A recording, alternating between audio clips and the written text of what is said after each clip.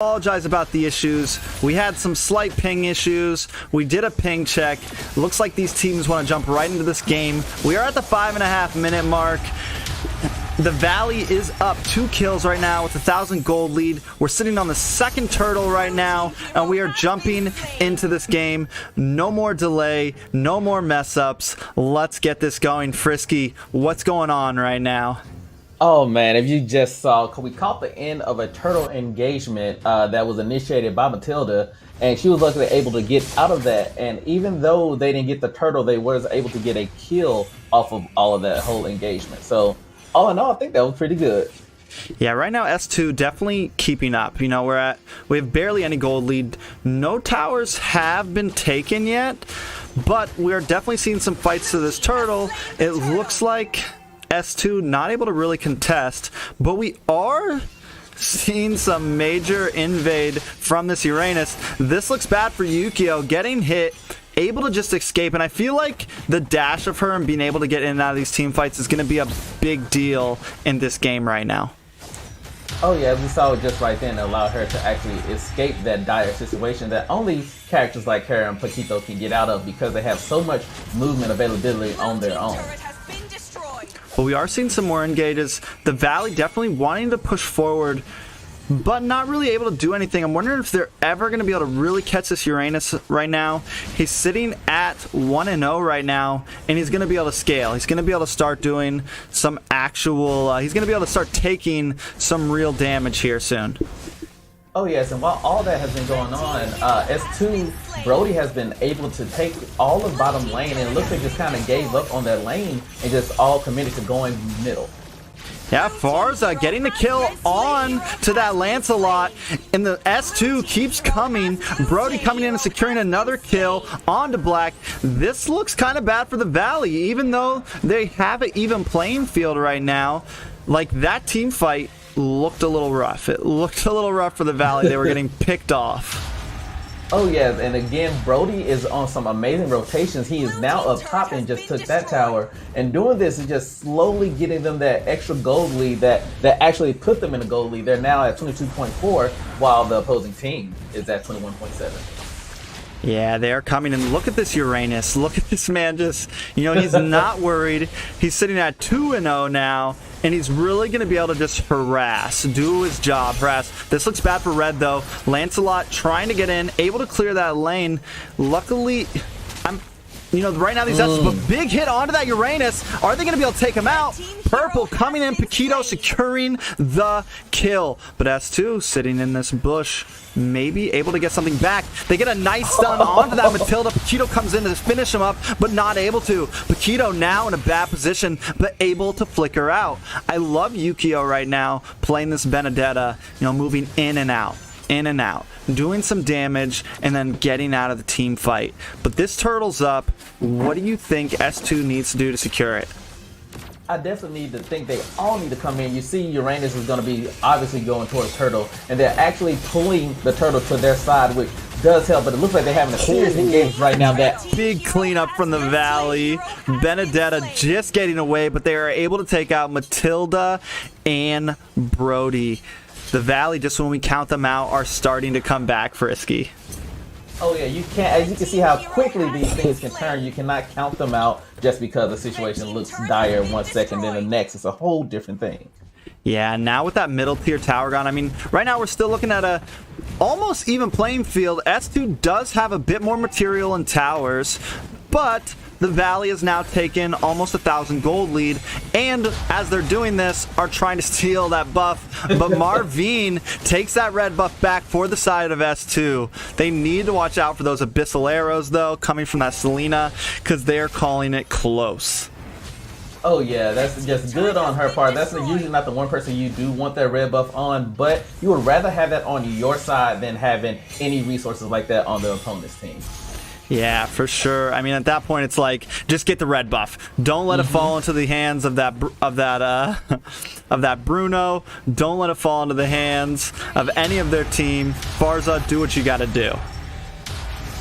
Oh yeah, we see that just allowing her to actually get away into these great position with her ult, reposition herself, and as you saw, they try to engage. She was able to disengage, go hide in the bush, and no one can do nothing about it.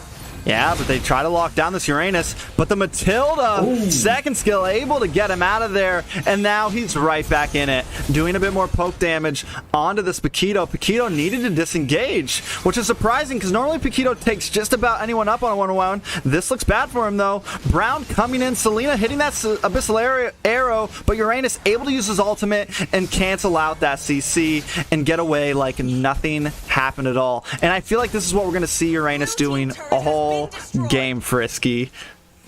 Oh my god, yes. As you can see, he was able to, now he's got a few items under his belt. He was able to distract the whole team and go really deep and then get out, baited the whole team out. Meanwhile, Brody was again able to take objectives, and then now it looks like everyone is resetting for the next push. Yeah, I mean, exactly. They're stealing those bottom towers as everyone's focusing on that Uranus. And I feel like sometimes the best thing you can do in a fight against a Uranus like that is almost just ignore him. Make sure he's not stealing towers and just ignore him. Like, you just have to let him get the vision until you're able to burst him down. Yeah, it's very hard because your first instinct is to engage and is to collapse and try to get that one person. But with someone like Uranus, his toolkit just allows him to escape dire situations. Here comes another engage, though. Matilda trying to do something, gets hit by that Solero of Selena. Paquito able to get that second skill onto her, do some poke damage, but now Uranus is sitting in this mid lane. Bruno trying to back up. We're seeing more arrows come from that Selena, but S2 is on Lord right now. They want this Lord. They don't care about positioning. They think they can take it, and they quickly do. The Valley is now sitting with a slight gold deficit, but a big hit comes in from Black onto that Maquito, and the Valley says, I don't care about your Lord. We're going to take out that Uranus. We're going to take out that Matilda, and there goes your walls. They're coming in. Lord is coming down the bot lane, but the Valley seems to have gained back an advantage. Yes, and they gave the person who needed those kills, Bruno, he needed those 2 kills, and that's just giving him more and more gold, because if you have that one main person that gets that gold lead on your team, it's going to definitely change the whole landscape of the game. Yeah, and they just quickly finish off that Lord like it's nothing. I'm wondering if they're going to try to force this tower. Barza trying to pop that ultimate. That's what I was talking about with that Lance, just able to dash in, secure a kill onto Farza, and then a kill onto Brody like it's nothing.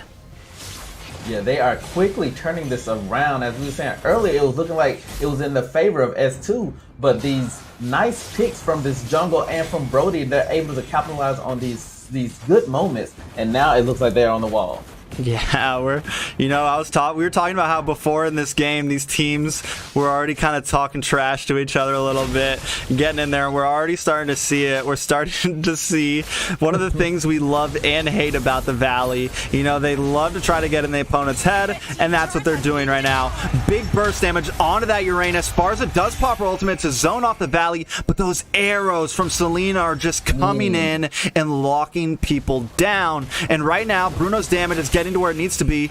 They're taking big chunks of health from that Uranus. S2 pushing back out of this top lane tier 2 tower and trying to secure a little bit of footing. Another arrow onto that Matilda from Selena, but S2 keeps pushing out. They want to get the Valley out of their jungle. They want to get the Valley back on their side of the field so that S2 can move a little bit more freely.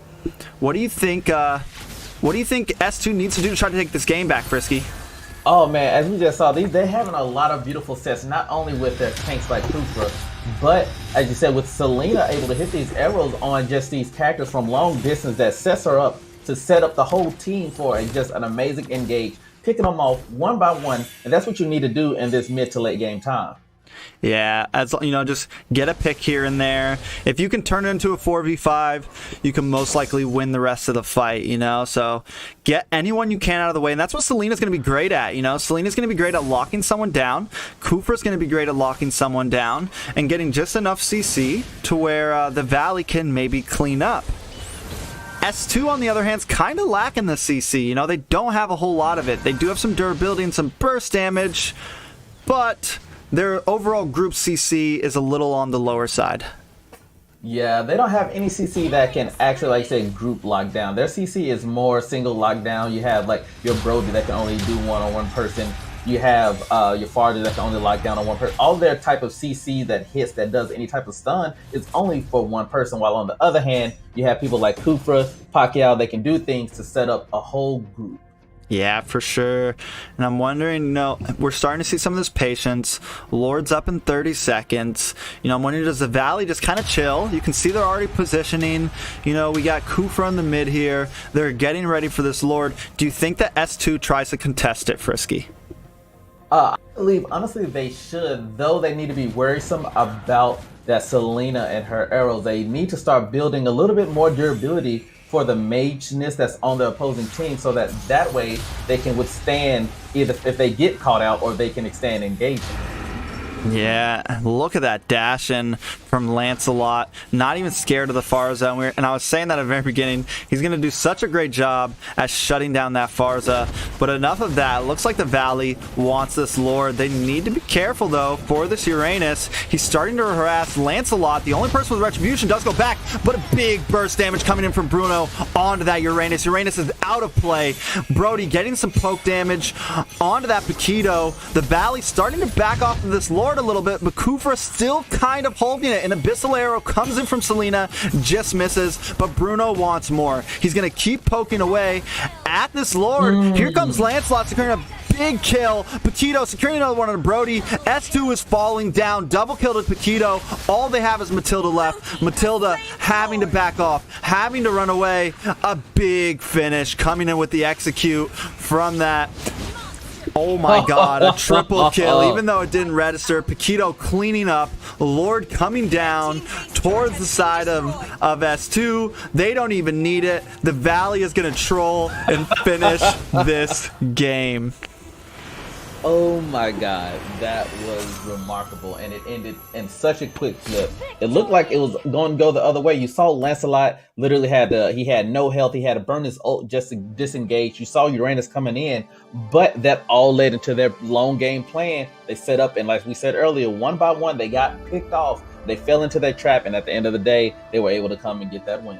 Yeah, the Valley just does such a good job in those team fights, like their mechanics, their overall, knowing when the sets come, they move as a unit, and they just do, even when they're a little bit behind and you think they're not going to do great, they bring it back. They come back and they know how to finish a game. They do well at that. Yeah, it was good. Like I said, and when you look at that, Selena, she only had, it was 1-0, but 11. She had 11 assists. She was doing her job. She was scouting out, getting vision, setting up, and just allowing her team who needed to get those kills, they were able to get them, and it just snowballed out of control. Yeah, it was pretty crazy.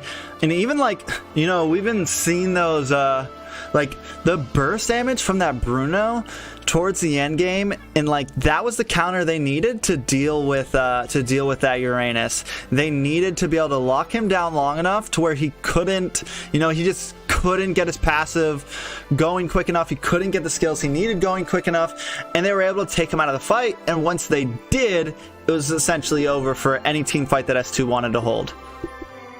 Yeah, and I think they realized that soon enough. They got a little bit overzealous with that Uranus, and as he is a really good tank off laner, but when it comes down to it, it's hard for him to get in and actually set up full engagement. And at the end of the day, it just wasn't working for him. They kept getting one by one. They kept going down, and it was it just happens like that sometimes. And the snowball that comes with getting killed one by one will eventually catch up with you, as we saw that happen.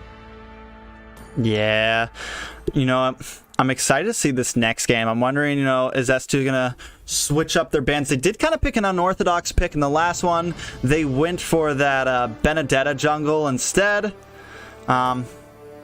And I think it kind of bit them. They didn't have too much crazy damage. They did have that Farza, but just with that Lancelot, she was able to quickly get shut down, and they just didn't have any sort of major damage that they needed. Some of the players right now are just resetting their catch and everything, making sure there's no MS difficulties. Frisky, what do you think S2 needs to do in this next game to get a win? I definitely see now, I want them to realize the situation they're in, who they're going up against, and I think with that with the friendly banter before and after the game. I think they now know that this is a serious thing, and I think they know to bring their A game. They're going to realize that hopefully they don't play into their opposing bans. Like I said, that Farja pick was strong, but the seeing like no one was actually protecting her against Lancelot. So I think they're going to learn from their mistakes, that they're going to actually know, okay, this is what they're going to do. They kind of got a game plan of what the opposing team is going to do. So I hope S2 can come back, make this a little bit more competitive, and we can see a great game out of it. Yeah, I think, when we saw that, so like you just talked about counter picking and everything, and we see that that Lance countered that Farza picked well, and what S2 probably should have done is locked in that Kufa or something to kind of counter that Lance, and like play the back and forth. All right, you're going to counter me, well then we're going to counter you, and then you're going to counter me, and back and forth. And that's where you see a lot of teams start to fall off, is they forget like, okay, yeah, you countered me, but I still need to bring something back to counter that counter, and bring in something and keep this rolling. Because if we just keep on if you just keep letting the Valley pick and be ahead of you like that, there's no way you're going to win in the game. Yeah, that was another thing. There was not that much mid adjustment. As you were saying, even surpassing the counters, there was no one actually on S2 building for their opposing team. They were all trying to get what they just needed for their core kits. But sometimes you have to tweak your builds. You have to tweak your play style if you see what's going on, because once that goal deficit started hitting, once they saw that each time they were going in, it just wasn't working. So hopefully now they can learn from their mistakes, and with the most important phase, the ban phase, and lock this down. Yeah, now we're running into it. So we're seeing this time S2 is going to have first ban, first pick. And we're seeing pretty similar bans to last time. We're seeing that in Ton. Do you think we're going to see a YSS? Oh. All right. Esmeralda. Hayabusa. Yeah, I'm definitely thinking I think you're going to see your Esmeralda. I'm honestly thinking you're probably going to see a Lancelot get banned as well. And I wouldn't be too oblivious to say if they do ban your other jungles, just because, like I said, Lancelot, their jungle was just going off and going ham, and I would shut down that jungle if that was me. Yeah, but at the same time, they have a great Ling on their side. The Valley, beautiful Ling. Like, they just have a nice hero pool, and I've talked about this in the past. Like, sometimes, yeah, you want to ban, but also there goes that Ling. So, and just like you said last game, just heavy ADCs, but that opens the door. That opens the door for Paquito and some of these offlaners who really dominate, Yeah, and that's what's sad, because it comes down, sometimes they just, like I said, they get to the point to where you get these picks that, okay, they're up for grabs, and you might have one team that knows how to play with them, but the other team doesn't know how to play against them. And I think that's what starts biting them in the butt, because you start getting to these other heroes that aren't relatively played as often, and you're just not prepared to actually deal with whoever may get picked, because you haven't practiced against them. They're not a practical pick. So I'm very interested to see how this will make the great players come out between, seeing actual good players. Yeah, we see S2 ban that Matilda when last time they locked it in. But I think they know, all right, so like we're going to lock in Paquito or Esmeralda off rip here, and we don't want to give them Matilda. We don't want to, so sometimes you want to plan out your first pick and try to ban out their first two picks. I'm wondering if they are going to lock in, or maybe a Phoveus. We haven't been seeing him as much as I'd like to see him. There's that Paquito. Fight for my dreams. Yeah, you just can't deny the power, his mobility, the things that he brings to the table is just very great. And we saw Paquito do work in the last game, and just seeing him in different people's hands to see how people are going to play them. I wonder how S2 is going to use them. Yeah, I mean, I feel like at this point, like every team we've seen play with Paquito, he's done well. And every team we've seen normally get that Esmeralda, also very pain. So we got two nice heroes, two popular heroes in the immediate vicinity, ready to go. Do they go for a tank? Do they go for a hyper off rip here, Frisky? I would definitely go for my tank, just going to get that out the way, because that way you can build around your tank. But it looked like they went with a support, which is always good to have. Yeah, they're probably going to run her tank, though. My guess is they're going to run Raft tank here. It pairs really well with that Esmeralda, gives her the speed boost to add to her speed boost, gives her more sustainability, and if they get some other heroes in here, I mean, it's just gonna, it really goes so well with some nice offlaners. Oh yeah, and her overall, the way that she's able to have an AoE to heal people in her general vicinity with that speed boost, that can literally just have clutch. And like you said, it's going to make their tank be able to be way more mobile than she would be. Yeah, I'm starting to wonder if they need to start picking off this Selena. I mean, she is a hassle to deal with, and she has a really popular ban over in MPL, over in Asia right now, even though, like, you may not see her as much in casual play, but I think that's just more of the skill level. Like, you need to be able to hit those arrows, and if you aren't hitting those arrows, she's useless practically. But Brown, this man is always going to hit those arrows. Like, 7 out of 10 of them that he sends out, they're landing. Yeah, they're hitting someone, and even if Selena doesn't capitalize on it, it not only gives you vision, but it gives damage. And if you poke someone a couple of times with those arrows, they're gonna have to. You don't have to go back. They're gonna have to go heal. They're gonna have to do something to give up that space, and then Selena can take that space, clear out that jungle, get back, and then they'll be set off worse than what they were. Yeah, I'm wondering about that Ballman pick. Yeah, I mean, about that Ballman band.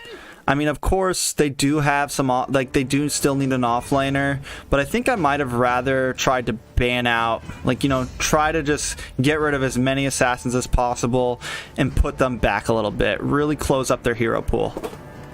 Oh yeah, that was that was that kind of threw me off too, because I saw Bob and I was just like, because not only is he just not an often banned pick, but for their teams, and what unless they know something that we don't, or they know someone has a pocket bombing randomly somewhere to try to close out this game. The pocket bombing. Yeah, who knows? But I can see that they're just trying to do something and maybe pick them off. But we have one band left.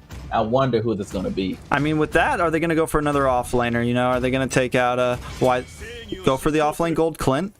And, you know, we've been seeing, like we talked about last game, we've been seeing Clint do some major damage.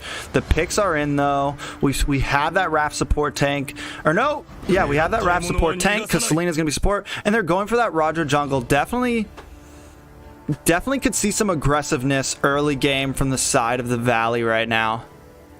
Oh, yeah, I can definitely see them just going in and either taking their jungle or going from just cycling from their jungle straight to their to the opponent's jungle, because you have these two technical type of jungle characters, or you have someone that can shoot into the jungle, get in, get deep, smite it, and go out. And you can see the playability of just having Selena and Roger that can obviously try to take their jungle. Yeah, and I mean, and then Raph, we talked about her giving mobility to people. It's just, Roger's already great at getting in, getting out, you know, dodging skills by transforming and using his skill set.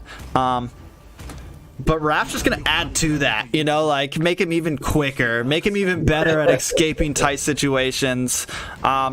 We haven't seen much Alice, and I really hope that Blacklock's in this Alice right now. On the other side, we did see that Ruby pick. We're seeing a Brody pick again. Brody didn't do horrible last game. I do like the Ruby pick. We talked about them lacking CC last time, and this time it looks like they have a bit more. They have that Paquito, they have that Ruby. Yukio bringing in that Lancelot, maybe trying to say, I'm going to play him better than you. I definitely got that. I was thinking that this whole time. I was thinking when I saw S2 pick Lancelot, I felt like, okay, this is a put it in your face. I can do better than you. I can do it better. And it was funny. I've been looking at the chat. The chat has been talking about Ruby, and Ruby got manifested into this game. And like you said, they needed more actual CC. And Ruby is great, and she has the flash, the flicker, able to do hopefully some amazing flicker pull grab plays into just these great situations. So hopefully this game won't be as fast. Hopefully you have a good contest between both teams. Yeah, I think that Ruby will possibly make a big, you know, if it's played right, it can make a big difference in some of these team fights. You can either pull Esmeralda out of the way, pull that Raph out of the way, stop that Benedetta in her tracks with the second skill. You know, when we look at the Valley right now, a lot of them are, I'm going to get in your face type of heroes, and Ruby does good against those, you know? She does good against stopping these physical frontline fighters in their tracks. Oh yeah, you see they're already getting ready to go to their respective areas, their respective lane. You actually have Roger maybe deciding to go. Yeah, it looks like they're just going to go and get that blue first while Lancelot is going to get their blue. But Lancelot S2's blue is going to be on the side of the Wanderer. So they'll be able to cycle up and get that Wanderer very fast to have that movement speed buff for the early game. For sure. When we look at these off lanes right now, Benegetta up against that Paquito, top lane Brody up against that Esmeralda. But it looks like we're already maybe seeing some early game movement. Does Farza want to try to get a pick here? Deciding not to. But now the Lilith or Lilo Wander, big hit from that. Oh my god, this looks bad for Lance. He's in a bad situation. He does respond with some burst damage, but the Selena does take her out. Marvin, though, able to respond by taking Selena out. That's a 1-for-1 trade. Gold, barely any difference, but we can already see the aggressiveness from both teams, Frisky. Oh yeah, and that was crazy. You saw, because honestly they was able to cycle like that because Lancelot didn't have that much help getting his buff. While on the other hand, you saw that Roger had help getting his buff. So they was actually able to cycle up as a team. And by the time that Lancelot was able to finish up getting his buff, they were all there ready to get him. Yeah, look at the aggressiveness of Purple, though. But let's jump up to this top lane. It looks like they're trying to engage onto this Brody. Brody able to secure a kill, even though he's probably going to get taken out. But still, I mean, he's 4v1. The fact that he could at least get the kill shows a lot. Yeah, that's, if anything, that's a respect type of thing. Like, y'all all four had to get me, but I was able to get one of you. As well as you was able to pull 3 other heroes from their lane. So you got deficit in lane experience, you got deficit in gold, so those little things will add up, and I believe that was an okay type of thing, but they just need to learn to watch out for these rotations. Yeah, with first turtle up, though, if you had to make a call right now, who do you think takes the turtle? With how aggressive they've been going, I definitely think Roger and they're saying, I think they're gonna get it. Because this is just, the Valley has been, they have this blood in the, like, in the water type of feel. Like, they know they got sharks. Yeah, they definitely got this sharks appeal, and I believe that they're gonna initiate either a team fight, then get it, or initiate the fight at the turtle and try to capitalize there. Selena a little caught up, out of position though, quickly getting stopped by the second skill of that Ruby and taken out by Yukio the Lancelot. Well, that's happening though. We do see the Valley trying to get this trying to get this turtle, but without that Selena, it may be a bit hard for them. Paquito coming in, checking that bush and doing some big damage, then switching up and going onto that Roger. Roger getting hit by the second skill of that, by the ultimate of that Ruby, and getting taken out. S2 might be the ones out for blood here. Oh yeah, that was a couple, like I said, there was a couple of picks that just was out of nowhere just because of bad positioning. You got Selena got caught out, and then they ended up just jumping down on actual their support tank, and it was crazy. And you can't do nothing when you just Roger against 4 people. Yeah, it's true. I mean, I think they might have prematurely went for that turtle with the loss of their Selena. Maybe sit back, wait. We are seeing a little bit of an arrow hitting onto that Ruby, but not enough. You know, Farza sitting there ready to back up. But the Valley might need to slow down here. You know, they're very aggressive players. But sometimes when you're an aggressive team and you're fighting from behind, you need to know how to check yourselves. Yeah, that's been kind of the story lately. We've been saying it all often, that patience is going to come in handy. And I think that's what needs to happen, is you just need to play a little bit more patient. Like I said, reel it in a little bit, take a deep breath, and then go on the offensive. Yeah, that arrow, though, stopping that Farza, able to help Esmeralda kind of back up. But again, you know, S2's there. They're like, we're not going to let you take this top tower. We're going to rotate up. We're going to stop it. We're not going to let you push and do what you did to us last time. We want to win this game, too.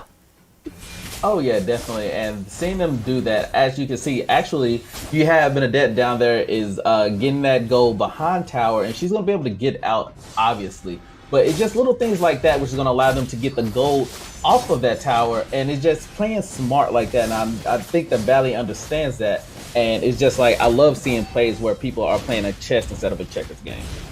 Yeah, Paquito able to defend really well there, 1v3. The offlaners are just doing a great job right now. They really are. While that's happening, Rafaela almost getting taken out of that mid lane. And now S2 closing on this mid tower. Roger, though, trying to engage. Gets a nice hit, but Ruby able to slow things down, but he's still able to clean up that Brody. Now S2 sitting in the bush, waiting to see if we want to continue this fight. A nice first second skill combo from that Farza, able to get a stun onto the Esmeralda. Does S2 want to keep pushing? It looks like they want to go in this jungle. Changing their minds, maybe just get a foothold onto this turtle. This... You know, at this point, though, the Valley could contest it. It'd be 4v3. Brody and Paquito are still far away. Do they want to come in? An Abyssal Arrow coming in from that Selena, but Marvine quickly responds with the ultimate, but Roger closes in on that Farza. Lancelot, though, doesn't want to let him get the kill, and he tries to stop. Another kill going on to that Ruby. The Valley, you know, and I say this every time we play with the Valley, every time they start to fall behind, they just do so well in these team fights. Paquito getting stopped in his tracks from that arrow, and they might be taking this mid tower, Frisky. Yeah, what you were saying earlier, even back in the draft phase, those arrows are just usually 7, 8 out of 10 they're hitting. And that's what we've been seeing. They really do. But you know who's playing a great game? Who really is? This Farza, man. She's doing a great job at zoning, right? You know, she was able to pick off that Rafaela just now. She's sitting at 2-0. She's got one of the best stats on the board. She does have the best stats on the board. Everyone else with 2 kills is a death. You know, she could definitely be the carry for S2 right now. She could definitely be the MVP. Oh, yeah. You saw Roger was trying to go on her earlier, too, and she was able to escape out of that. And I think they know that. I think if she gets one more kill under her belt, she's just going to start just snowballing them with that mage damage. And hopefully they'll be able to either counter that or just get a good shutdown on her, because at this point, if it keeps going, she might just run over everyone. Most definitely. The only thing about when I look at the Valley's team comp right now, you know, that Raph, she's going to be a weak tank in the start. It's going to be hard to win these early game team fights in the first so many minutes. But when we pass this 10-minute mark and she starts getting a bit tankier and she's actually able to withstand in these fights and help boost the rest of her team up, it's going to be a huge difference. They quickly are able to secure a kill onto that Benedetta. I think that the Valley just kind of needs to wait it out right now, you know? Let that Esmeralda get up there, let Roger get a couple more items, and let that Rafaela get to where she needs to be, and they can definitely dominate in the late game. Oh yeah, they definitely need to go ahead and get that core item set up.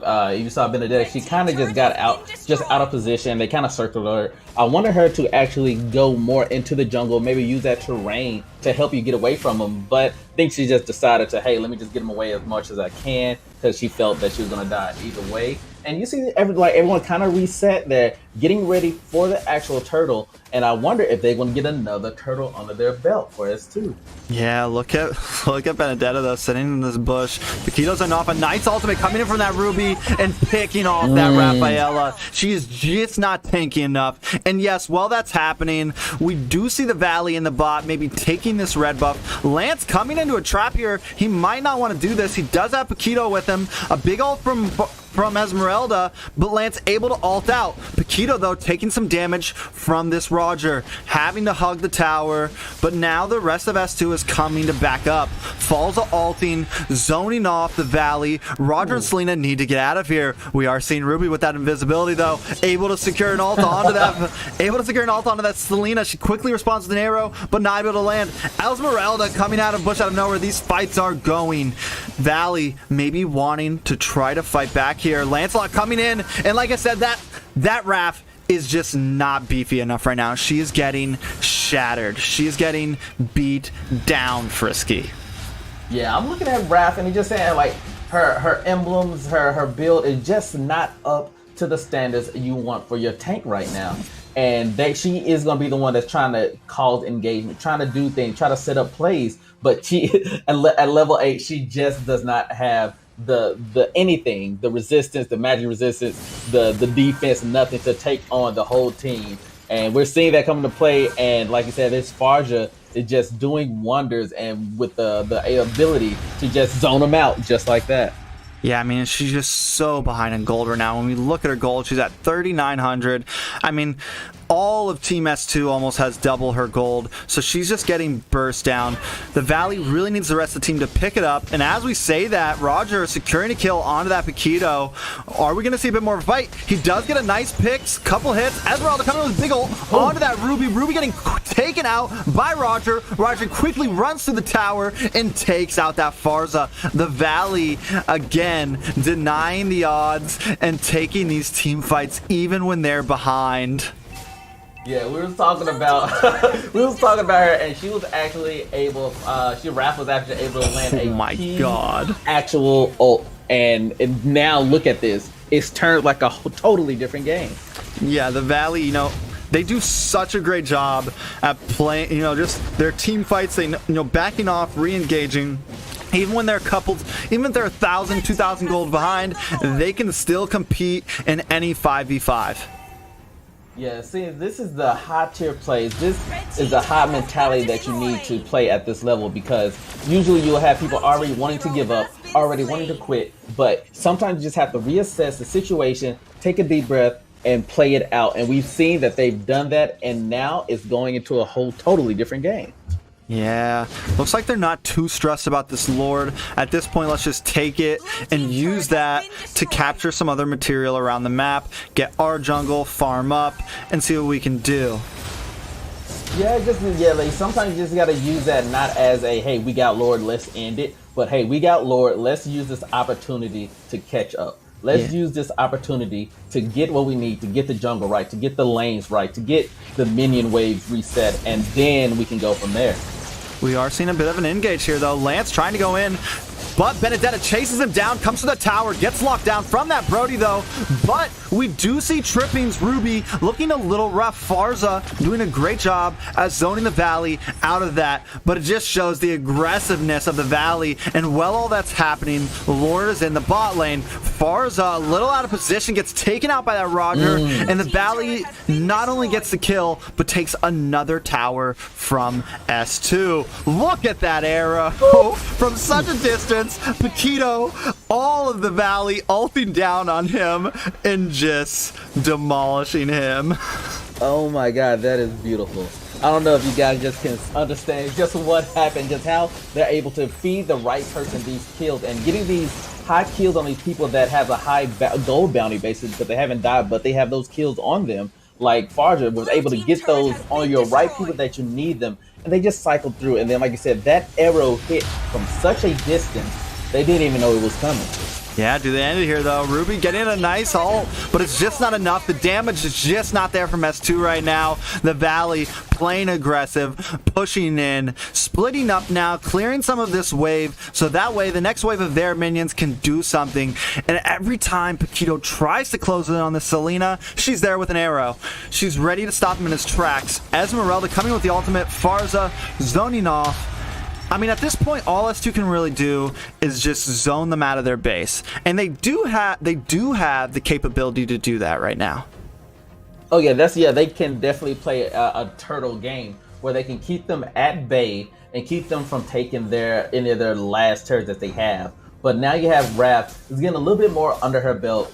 She's able to have a little bit more oomph into her ults, and a little bit more oomph to her actual heals and her speed boost, so that she can reposition the whole team if they get caught under a Farja ult or something like that. Yeah, and we are starting to see Paquito scale a little bit too. You know, we're getting to a pretty hot another arrow. I know. Every time, I mean, 8 out of 10. Let's change that to 8 out of 10 in this game, because they are landing. Esmeralda, I mean, bro.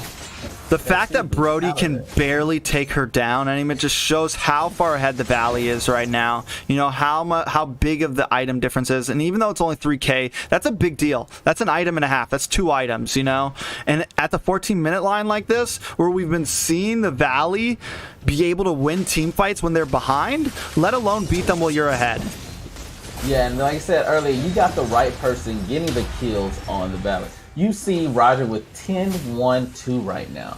and like that's some like it's crazy, but it's smart on their team, and it's now just gonna end up and it's gonna snowball like this. Oh my God! The Valley just coming in. Roger does get caught though. He's in the tower. He needs to get out of there. Purple able to just escape, and again, oh, a nice flicker coming from that, but Selena responds with the arrow and stops her dead in her tracks. Frisky, this. Oh my God, these are just good plays right after good plays. Like that play, that flicker play was amazing. She flickered out to keep doing her ult. But then you saw Selena was able to snipe her with the arrow that forced her to get out of that situation. So it was just, oh my God. And then Esmeralda's, bro, Esmeralda hits the ult to come in, and for a second it looks like she's out of position, but Selena quickly follows up with that abyssal arrow. Yes, S2 does secure the kill on Esmeralda, but right now the Valley has a decent position on Lord Frisky. Yeah, sometimes you can do that. You can risk a kill. You can sacrifice a kill for these things like the powered up Lord. For that, you know, you're going to get way more, not only a gold experience boost for everybody, but you're going to get a great lane push with that. So knowing that she sacrificed herself for the greater good, I think they don't mind having that kill go out. Every time right now, the CC from the Valley is just landing. They are just, right now, S2 down a man with 25 seconds left on the kill counter, or on the rebirth counter, whatever you want to call it, the death counter. But Lord is coming, and the Valley has all 5. Esmeralda, it's going to take her a second to get to the base, but she should be able to get there in time. It looks like she may clear up this top lane on her way down. Lord taking a huge chunk out of that middle tier 3 inhibitor tower, but S2 is dropping its health bar. It looks like the Valley knows this, knows we're not going to be able to win the game off this Lord. So Roger just going and stealing their gold. Roger going and playing backfield, starving them out of their base, trying to hold down this siege, Frisky. Yeah, see, doing great plays like that, while you know you won't be able to wipe out the team, though it looks like they might turn around and do that right now. But getting those resources and then coming back, and it's crazy. This Roger is going off right now. Yeah, Roger just capitalizing on several kills. Farza pops the ultimate and tries to defend, but Benedetta was able to dash in and clean her up. Roger does go down, but 3 members of S2 are down. A nice ult coming in from that Ruby, able to stop and kill that Rafaela, but the immortality does pop. Now Ruby is up against the tower. She's got about 10% health. Benedetta coming in, making her force her immortality out. Benedetta backing out of the base, but Esmeralda coming in with a big ultimate onto that Ruby and taking her out. Brody, though, able to respond and take a kill onto that. The Valley wanting to finish this now. I think they have things to do, and they do. The Valley takes game 2 on a clean 2-0 sweep, Frisky. Oh my God. So we was talking bad about Raph a little bit earlier, at least I was, but knowing how she came in clutch toward those end plays, being able to have your team instead of, hey, we got to reposition because our hyper is gone. No, she was there to come back from her actual immortality to heal up her team just enough to finish off the engagement, which ended up finish offing the whole game. Yeah, it was they did a great job. If you want to give everyone a quick lowdown on some of these items, some of their percentages, go for it, man. We're going to start getting some of these teams readied up. Yeah, I want to say, just looking over at things that where you can see where it kind of went wrong or where it went right. You got people like on the S2 stats, Paquito went 0-4-2, and that's just not what you want to see on one of your offlaners. Though with 2 assists, that's not the person you want to be having those assists. As well as you see Farja, she did great, but she started peering off towards the end with 4 deaths. It's just really weird seeing how it started off one way and it swings the other, because on the opposite side, you see Red with 11-2-6 was able to build those core items so fast, as well as even though Purple wasn't able to get all crazy kills, but being able to take towers, take objectives, and being able to force the team to go after her, and then she was able to reposition, which that case made the whole team be able to collapse on a different objective. They were able to get in and get out, and again, we cannot say Brown did not do nothing. Looking at the scoreboard, you see 4-3 on a Selena, but you go over and you look at those assists, you have 12 assists on a Selena. By God, that's some weird support. I don't know how you want to label that, but to be able to shoot those arrows, as she was able to do and just secure kills, stop ult engagement, to end ult engagement, to just poke down people. It was crazy. You just look at that damage. You look at the team fight participation on Selena is at 76%. By God, the only person that has more than her right now, honestly, is actually Red. And it just goes to show you that it's a team game. You have to have everyone. They have a few people with high 76, 81 team percentage fights. And then while on the opposite team, you just don't have that. You have Akito was down 18%. He did not do a lot in those team engagements. At the end of the day, we do know this is a team game, which means you have to be participating in these team fights. Most definitely. Let's jump back to this caster desk real quick. We're gonna get these teams in this lobby, but the Valley definitely standing on top of this league right now, showing aggression. I can't wait to see them go against like TSU and some of these other teams right now who are undefeated. You know, it's gonna be exciting. Next up, we do have Area 77 up against MLP. Area 77, you know, a little behind right now. They are still in there in the point systems because every series they've lost, they have still won at least one game. So they've secured a point here and there. But yes, exactly. they need to do something big here up against MLP, and it's definitely going to be a hard team to do it against. Yeah, MLP is going to be a tough team, to, as you said, to be that team to try to keep getting points against. If it was me, I would have definitely wanted maybe Pro Pandas first. You know, I would have wanted it to be somewhere where I would be more confident in when I'm playing, because you see that MLP, you see their lineup of their team, and it's just like, oh wow, who are we going against? What's happening? You've seen their past games, and just hopefully they won't let that deter their actual confidence. Hopefully they will say, hey, this is a new day. We got 2 games ahead of us, 2 teams ahead of us. Let's just go all in and make the most of it. Most definitely. You know, and if Area 70, MLP's a dominating team right now. They're doing a great job in the league. So if Area 77 can secure a dub on this right here, you know, it definitely shows that, like, hey, don't count us out. We had some slip-ups in the previous matches. We had some slip-ups in the previous series, but we're still here to play. But it's going to be a tough match, you know? We got Gosu Regrets on the side of MLP. We got Sir Bossy, Nicolette. Nicolette's honestly one of the top mages, I'm not going to lie. Like, she is a monster. I watched her in NACT, in the NACT tournament. I casted games on her before, and she does a great job as a mage supporting her team. And I'm excited to see her play, and I'm excited to see if Area 77 can actually respond to this. Oh yeah, like I said, hopefully they won't let those accolades get to them. They won't let those names get to them, because that's like that type of psychological game. When you see these names, you're like, oh wow, who are these people? People know Nicolette. They know that they're a great man. Like I said, you see Gosu name, you see that, and you kind of already feeling a little sweat. Your fingers are already getting a little sweaty, and you don't want that to happen. You want to be able to say, hey, if anything, we're going to make our name here, and that we're A77, we're Area 7, we're here. We're going to show them that we are contenders too. And I hope to see that, if anything, this brings a great game out of them. Yeah, I think, you know, and they do have a nice lineup tonight. You know, last time we saw, I think their very first game, they didn't have Marcuti as their mage on the side of Area 77, and there was some talk in the Discord about how that was one of the reasons they lost. We did see Marcuti play in their second series, and they did seem to do so substantially better. So I'm wondering if this time, you know, have they been watching games? Have they been trying to devise a new strategy? They know the people they're going up against. They've played with the people they're going up against, you know. I think it's time to kind of hit the drawing board and think about strategies here, you know, and are these teams doing that? Or are they just going off pure skill, you know? Yeah, I definitely think that when you start thinking more like on the, like, if you had a coach over you, you would want to, hey, let's look at these past games that they played. Let's get in the mindset of who these characters, who they play, what this team do as a team. You know, like I said, watching their past games, anything. But also on the other hand, sometimes you just want to say, hey, I don't need to do all that. Who needs practice?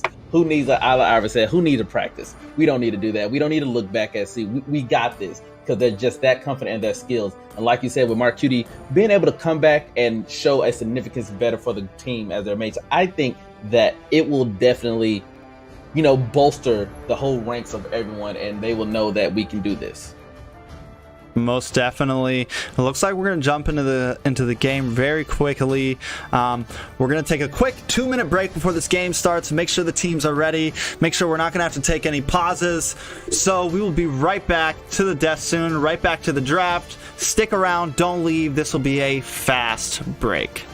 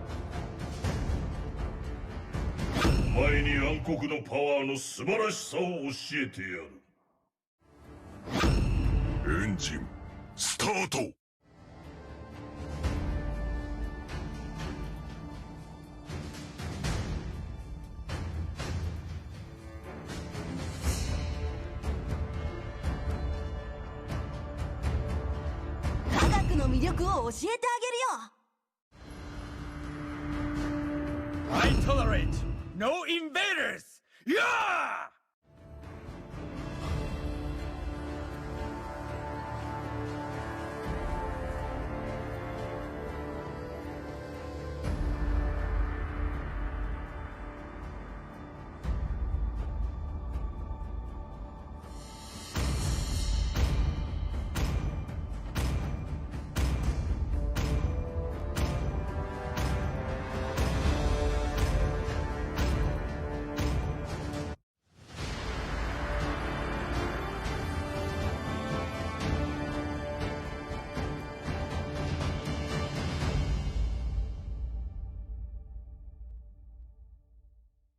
Welcome to Mobile Legends!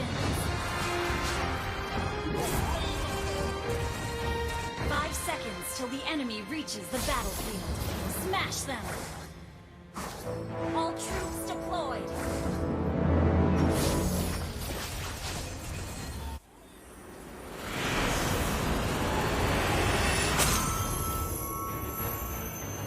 Victory!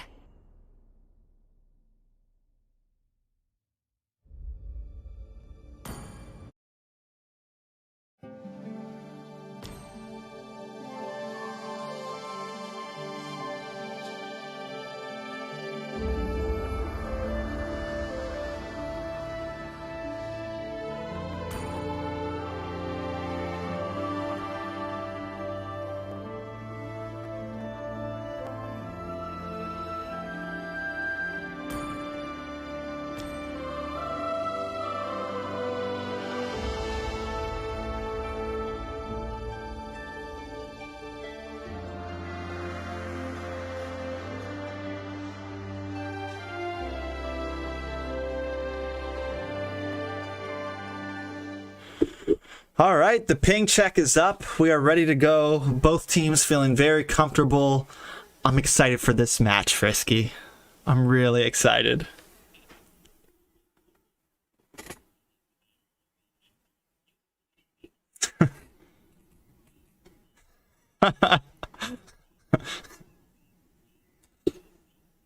Yeah, and without further ado, let's jump into this draft, man. I'm wondering if we're going to see some of the usual things we've been seeing, Frisky.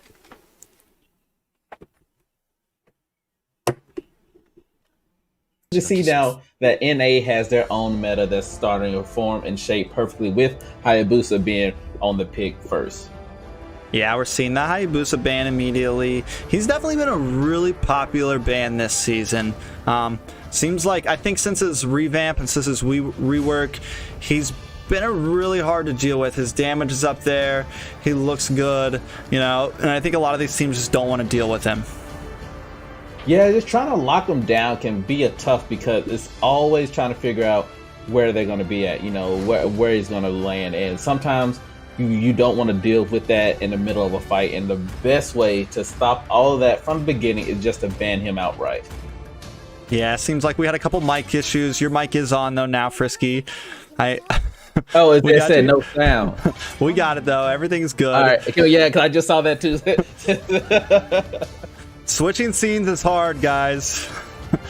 We are still a grassroots league here. I appreciate everyone for being accepting of some of the difficulties we've gone through. You know, I'm not seeing BTK Zultra. I'm wondering if Ray is Zultra. I'm a little confused. They've all been changing their names on us nonstop. So I'm wondering, I was excited to see Zultra. He got player of the week last week.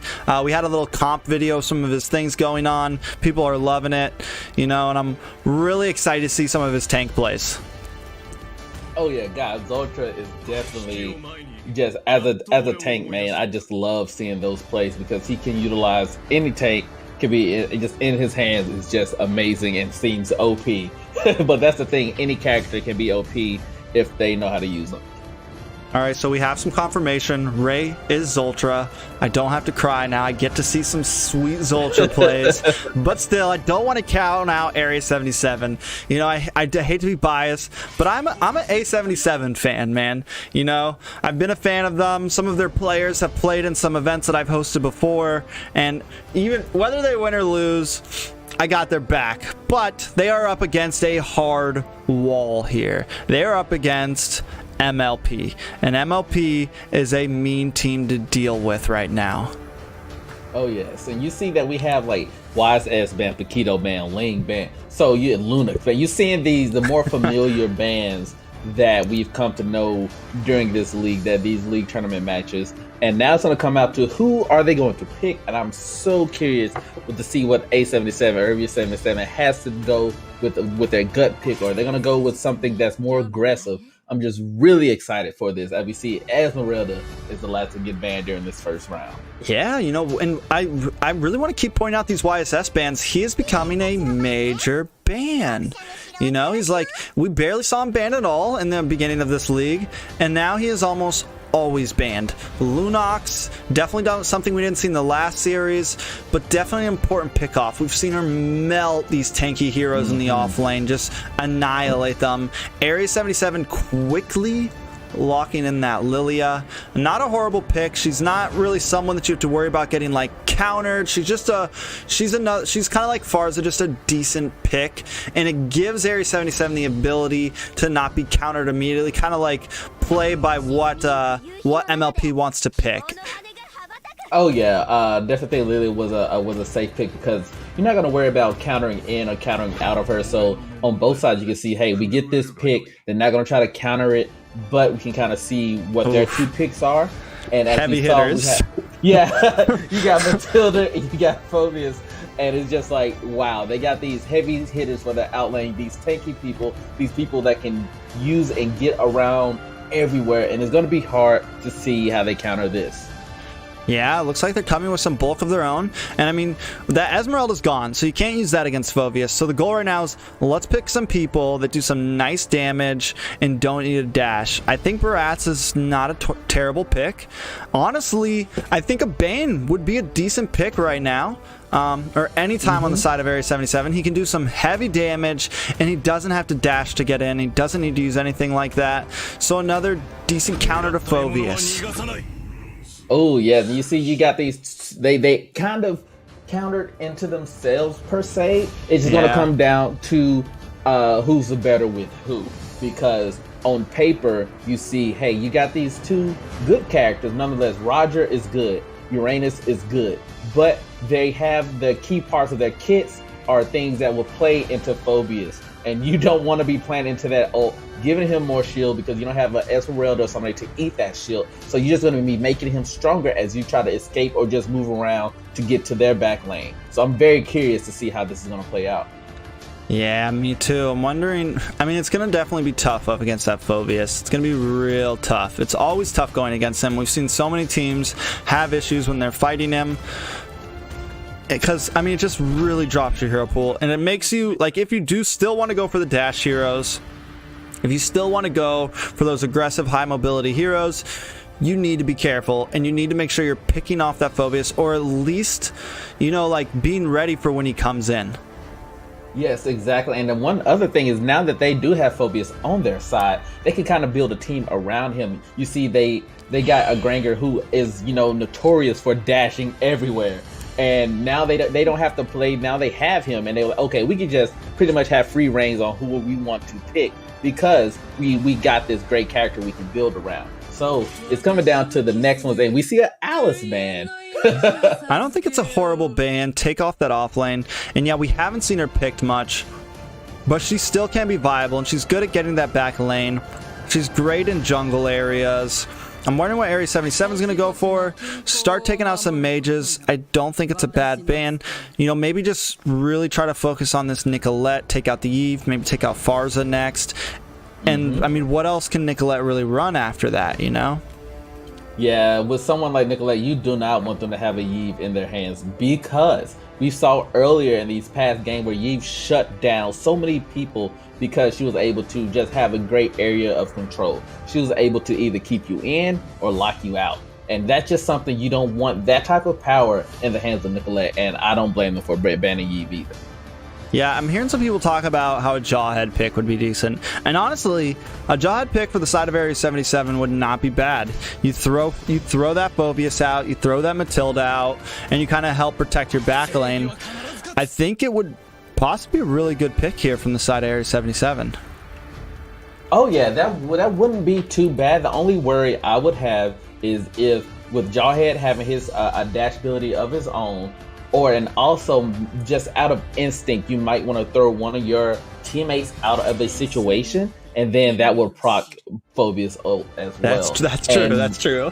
And those are just the little situations where I would be curious if that were to happen, because you know, you don't want to throw Lily out the way or throw somebody out the way, and then boom, Phobia's ult out of nowhere. Yeah, for sure. I'm wondering, so we're seeing some picks. We definitely need to see another off laner, maybe a gold laner. They do have that Granger though, so do they want to just go like bulky off laner? Do they want to just go something like, you know, a Khalid, a Yuzong, something to get into that back line here? Oh yeah, I'm definitely very curious what's about to happen. You see that like I said, these last picks, they definitely picked off Nicholas, some of her best thing that she can do, and hopefully this will just come in. We will know what Nicolette can do. We see she got Kagura, and now it's just gonna be very fun. Not the Mia. Stop it. Yeah, that threw me off. I saw, I was like, oh, we season 1. Hold up. Season 1. I'm wondering if they're gonna stay with this rap.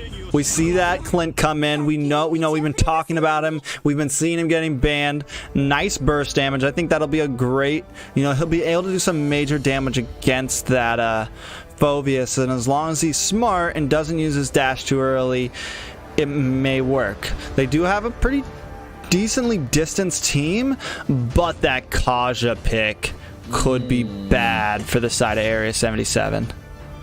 Oh yeah, they skills, as we all have seen, Kaja can definitely burst down the greatest, the tankiest of people. That combo, the full combo of Kaja, especially if you go into a random place and you just get hit with it and then drug into the back line of the enemy team. And it's just, we've seen that can just literally kick off and end games right there from the beginning. Yeah, most definitely. But we are locked in. We're ready to go. Area 77 versus MLP. I'm kind of torn. Overall, from the draft, it does kind of look like MLP has the upper hand here. But we do see some... I mean, no. MLP has the upper hand here in the draft, in my personal opinion. What do you think, Frisky? Definitely. Like I said, personal opinion, MLP does, on paper, has a better team comp and a better pick looking at it. But if they can play around it, if they can play smart, if they can either use their dash and use things before and after Phobia's ult, if they can isolate a certain character before the team comes, there are plays that can be made. And I'm excited to see if Area 77 can make those plays. So why don't you give us a little lowdown, Frisky? Who do you think has the early game advantage? What do you think these teams need to do to win these games right now in the positions that their hero picks are?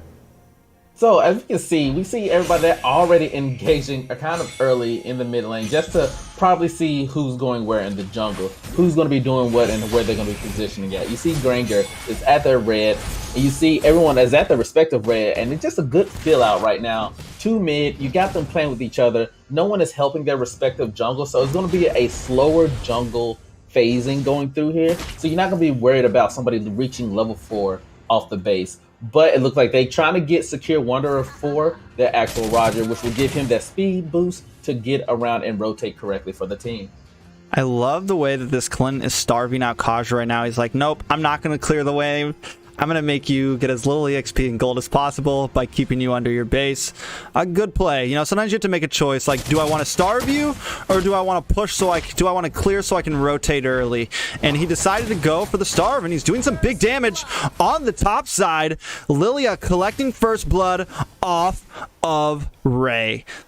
First blood going to Area 77, and just when they are the underdogs, they have done something nice in the early game here, Frisky. Oh yeah, that's very smart. Like you said, Clint was doing the starvation method, which was really good. And then on top of that, you had Raph go out there just to give a little bit extra poke, just to make sure. So even though, you know, they didn't die, they went back, and all that time is still going to be taken away from getting these proper gold and the proper lead that they need. That experience starve is still happening. And now you have 2 bot and 2 top, vice versa on each team. So I'm ready to see how this is going to play out for them. What you think? Well, I know first hurdle's up. Phobius has locked in that ultimate. He quickly comes in doing some big damage. Granger able to secure the kill onto that Roger. And then second up with a double kill onto Merciless, the Uranus. Right when Lord's up, right when Area 77 collects first blood, they fall behind 1-2. I think at this point they need to back off, give the turtle to MLP, and lick their wounds. Yeah, we were saying earlier from the get-go, this ult Phobius has is going to be a big game changer. And what that did, we saw that ult come and play, and there was off the reaction of Uranus, try to get away, and boom, led into a double kill. And now you fed their team, so you didn't need to do that. But they did back off and give the turtle to Area 77. Maybe a little... I mean, Lilia does do some crazy burst damage in these first couple minutes comparative to other heroes. And I mean, she will do good. Granger is kind of a more get-in-your-face kind of marksman. He doesn't have crazy range except for his ultimate. So maybe it's like, all right, let's just go for our red buff. Let's just go for our blue buff. We got 2 kills. Let him take the turtle. Area 77 does have the gold lead right now, though. And I'm honestly feel like they should have fought for that turtle. Yeah, they definitely could have played for that turtle. I think they actually was playing a little bit too patient, a little bit too just, hey, up, that wrath. All right, but did she steal it? I think no, she didn't. It went to best player. It was very close.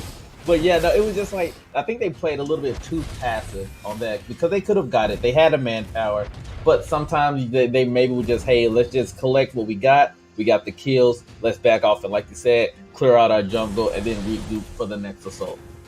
Most definitely. And look at this Uranus cutting lane. And in the bot lane, though, forget Uranus. They're coming in. Area 77 securing 2 kills from the side of MLP and taking out Sir Bossy and Ray. You know, I talked about how I love watching Zultra play. But right now, he is not doing too hot. He's 0-2, and Area 77 is keeping that gold lead. They're now at 2K, and it looks like they could take this tower. Yeah, it looks like they're getting this tower. They did get the tower. They got all the gold from that gold plating. They got the tower. It just that stuff will just broaden the field. We see now is about a good legit 3K gold lead on their side, and that just has to feel good. That just has to make them feel confident. So I wonder if they're going to use this opportunity, this momentum, to push forward and get that middle tower. Yeah, I think take this turtle. I think right now Area 77 with this lead, we've seen so many teams get a little too cocky when they get a nice lead. And this early in the game at 5 minutes, 2,000 gold is a big deal. Huge deal. So I think they just need to keep playing the game they're playing, keep this lead, and just textbook, you know, don't be too crazy. But Phobius coming in and just not able to do anything to that Uranus. That's the wrong person who wants to ult, and Yato quickly able to take him down some health. Now collecting themselves in this mid lane. Do they go for this tower push? But where was Clint? How did I miss that? A quick takeout from best player onto Clint. Uranus trying to go in, but while they're taking out that Clint, Area 77 able to take that mid lane tier 3 tower, which is going to give them availability and a little bit of a better rotation when trying to invade and take these team fights. Yes, that was, and like I said, I was kind of curious as how did Clint get caught I out? missed it. I completely missed it. But something like that, they turned a negative into a positive and was able to use that position to get that mid tower, and then inevitably cycled up and got top tower. So at the bottom, at the end of it, you know, Clint was sad to see him go, but he had to. Oh, what a play there. I was thinking that best player was about to call it and take a death, but he's able to dash out. Well, Sir Bossy hits that first skill. Look at Kagura here, coming in on Yato, forces Lilia to pop her ultimate, but the ultimate just gives such versatility to her. She's able to quickly respond, do some poke damage, back to Nicolette. But look at Roger here up in the enemy jungle. I get he's trying to play aggressive, but this might be a little too aggressive. Yeah, he does secure it though. Nice, and that's smart. That's really good. He was placing himself in these good spots, so he saw that the team had a lower health, and he saw that they were going back. He positioned himself that, hey, if they come through jungle, I can get them, and if they don't, I can get blue buff. And we saw that he was able to get that blue buff. Yeah, Area 77 playing a game right now, or even when they lose something, quickly responding in another area. And you see a lot of teams start to lose when they play super reactionary. Like they just kind of, like if the enemy team is ganking hard, they're following them around. But instead, they're saying, it's okay if you do this. We are going to do something else somewhere else and just play our own game. We're not going to follow yours. Yes, and that was another way of seeing that, exactly playing their own game. When Phobius was chasing them down, you saw that they separated instead of staying together. so that that splash damage from his ult wasn't hitting both of them, and that was just able to keep them alive. Because if they were together, that could have been horrible, and that could have led into a double kill. But they played their own game, and with this, it's looking like maybe Area 77. Big ult from that Kaja onto Roger. He does get taken out by the Kagura right when they need to make a push. They lose their key player, they lose their hyper, but Area 77 does not want to stop at that. They don't care if their Roger's gone. Big ult though coming in from this Granger, taking 3 members of Area 70 down to about half health, but that Wrath life regen right now is just keeping them in these fights. Minions still coming down mid lane. They've taken that tier 2 tower in the mid lane down to about 40%. As we're seeing this, Merciless in the top lane doing what Uranus does best, harassment. I am not going to let this Phoveus rotate anywhere else, because if he does, I'm going to take a tower. And he's just going to hang out up here and continue to harass and harass and harass. Yeah, that's sometimes what you gotta do. Sometimes you know you're not gonna have a full 5v5 because someone has to lock down that Phoveus, and that's Uranus is great to do that. And that is also just holding out and hurting the full team fight potential for their team. So I think that that's really smart for them to do, for Area 77 to do, to have that Uranus locked down Phoveus to stay up top. And with this being said, they're having a full engagement right now. Most definitely. Lilia having to pop her ult and get out, but Granger going down to just a sliver of health. Lilia able to secure a kill onto that Kaja, and Uranus able to secure another kill onto Phoveus. Look at Uranus just jumping into their base, not scared. I'm going to harass, I'm going to help this minion get to this tier 3 tower, and now Clint jumping in himself, doing some big burst damage onto this Granger. Granger responding with this Sonata, but not able to do enough. It looks like they could be losing an inhibitor tower here. Roger now back in the fight, and Area 77 keeps on pushing. They're now at the bottom inhibitor tower saying, we don't want to stop. Nicolette popping her ultimate, but not enough to take out Clint. But here comes this Kaja. Area 77 backing off at this point, trying to leave, but look at the damage they did to these inhibitor towers. They have secured the mid inhibitor, and they are picking away at the bottom. Area 77 now fighting for the Lord, but it looks like maybe we'll wait. Maybe we'll be patient. We have Clint at the top lane. We don't need the Lord right now. And this is what I said in the beginning. This is what they need to do. Don't play too crazy. You have the lead. Just keep on winning team fights and push and chip away. Yes, that was an amazing engagement. All together, while they just collapsed on Lilia, and they got in, got out. I think this Gosu and the crew, they might be able to tarnish that. We cannot say this is it for them, though Area 77 has been playing an amazing game so far. Yeah, the Clint though in a bad spot. In comes Phoveus, and another ult followed up by Matilda. Raph is by herself now. Can she get away? She's gotten those tank items, so they're just not doing enough. Phoveus reverting back to clear his lane. No, deciding to rotate down to mid because it looks like Area 77 has started the Lord under all of our noses. But now Area 77 in a bad spot. Look at Granger coming in and getting the Lord steal as MLP cleans up. Nicolette hitting that ultimate on to that Raphaela and finishing her off. MLP now having a nice advantage, turning this game around, but we are missing another kill. Lilia saying, we don't care. We are going to keep on going back and forth and securing a kill onto Regrets the Phoveus. Frisky. Look at that back and forth. Lord coming. Who do you think has the upper advantage at this point? Ooh. With how it looks, I would still say Area 77 because honestly, they do have the cushion. They have the towers to give for these, for these actual. They can lose a tower or two right now. They can lose a few things, so they can just concentrate on, just like I said, collecting themselves, collecting their breath, and playing this smart, and not just getting flustered under the control of losing that crazy, amazing, great steal. But don't let that get under your skin, and to be able to just get themselves ready to keep on to the next team fight. Most definitely. It looks like we might be seeing that next team fight. MLP really pushing in on this tower. but they're also playing smart. You know, they know they're behind.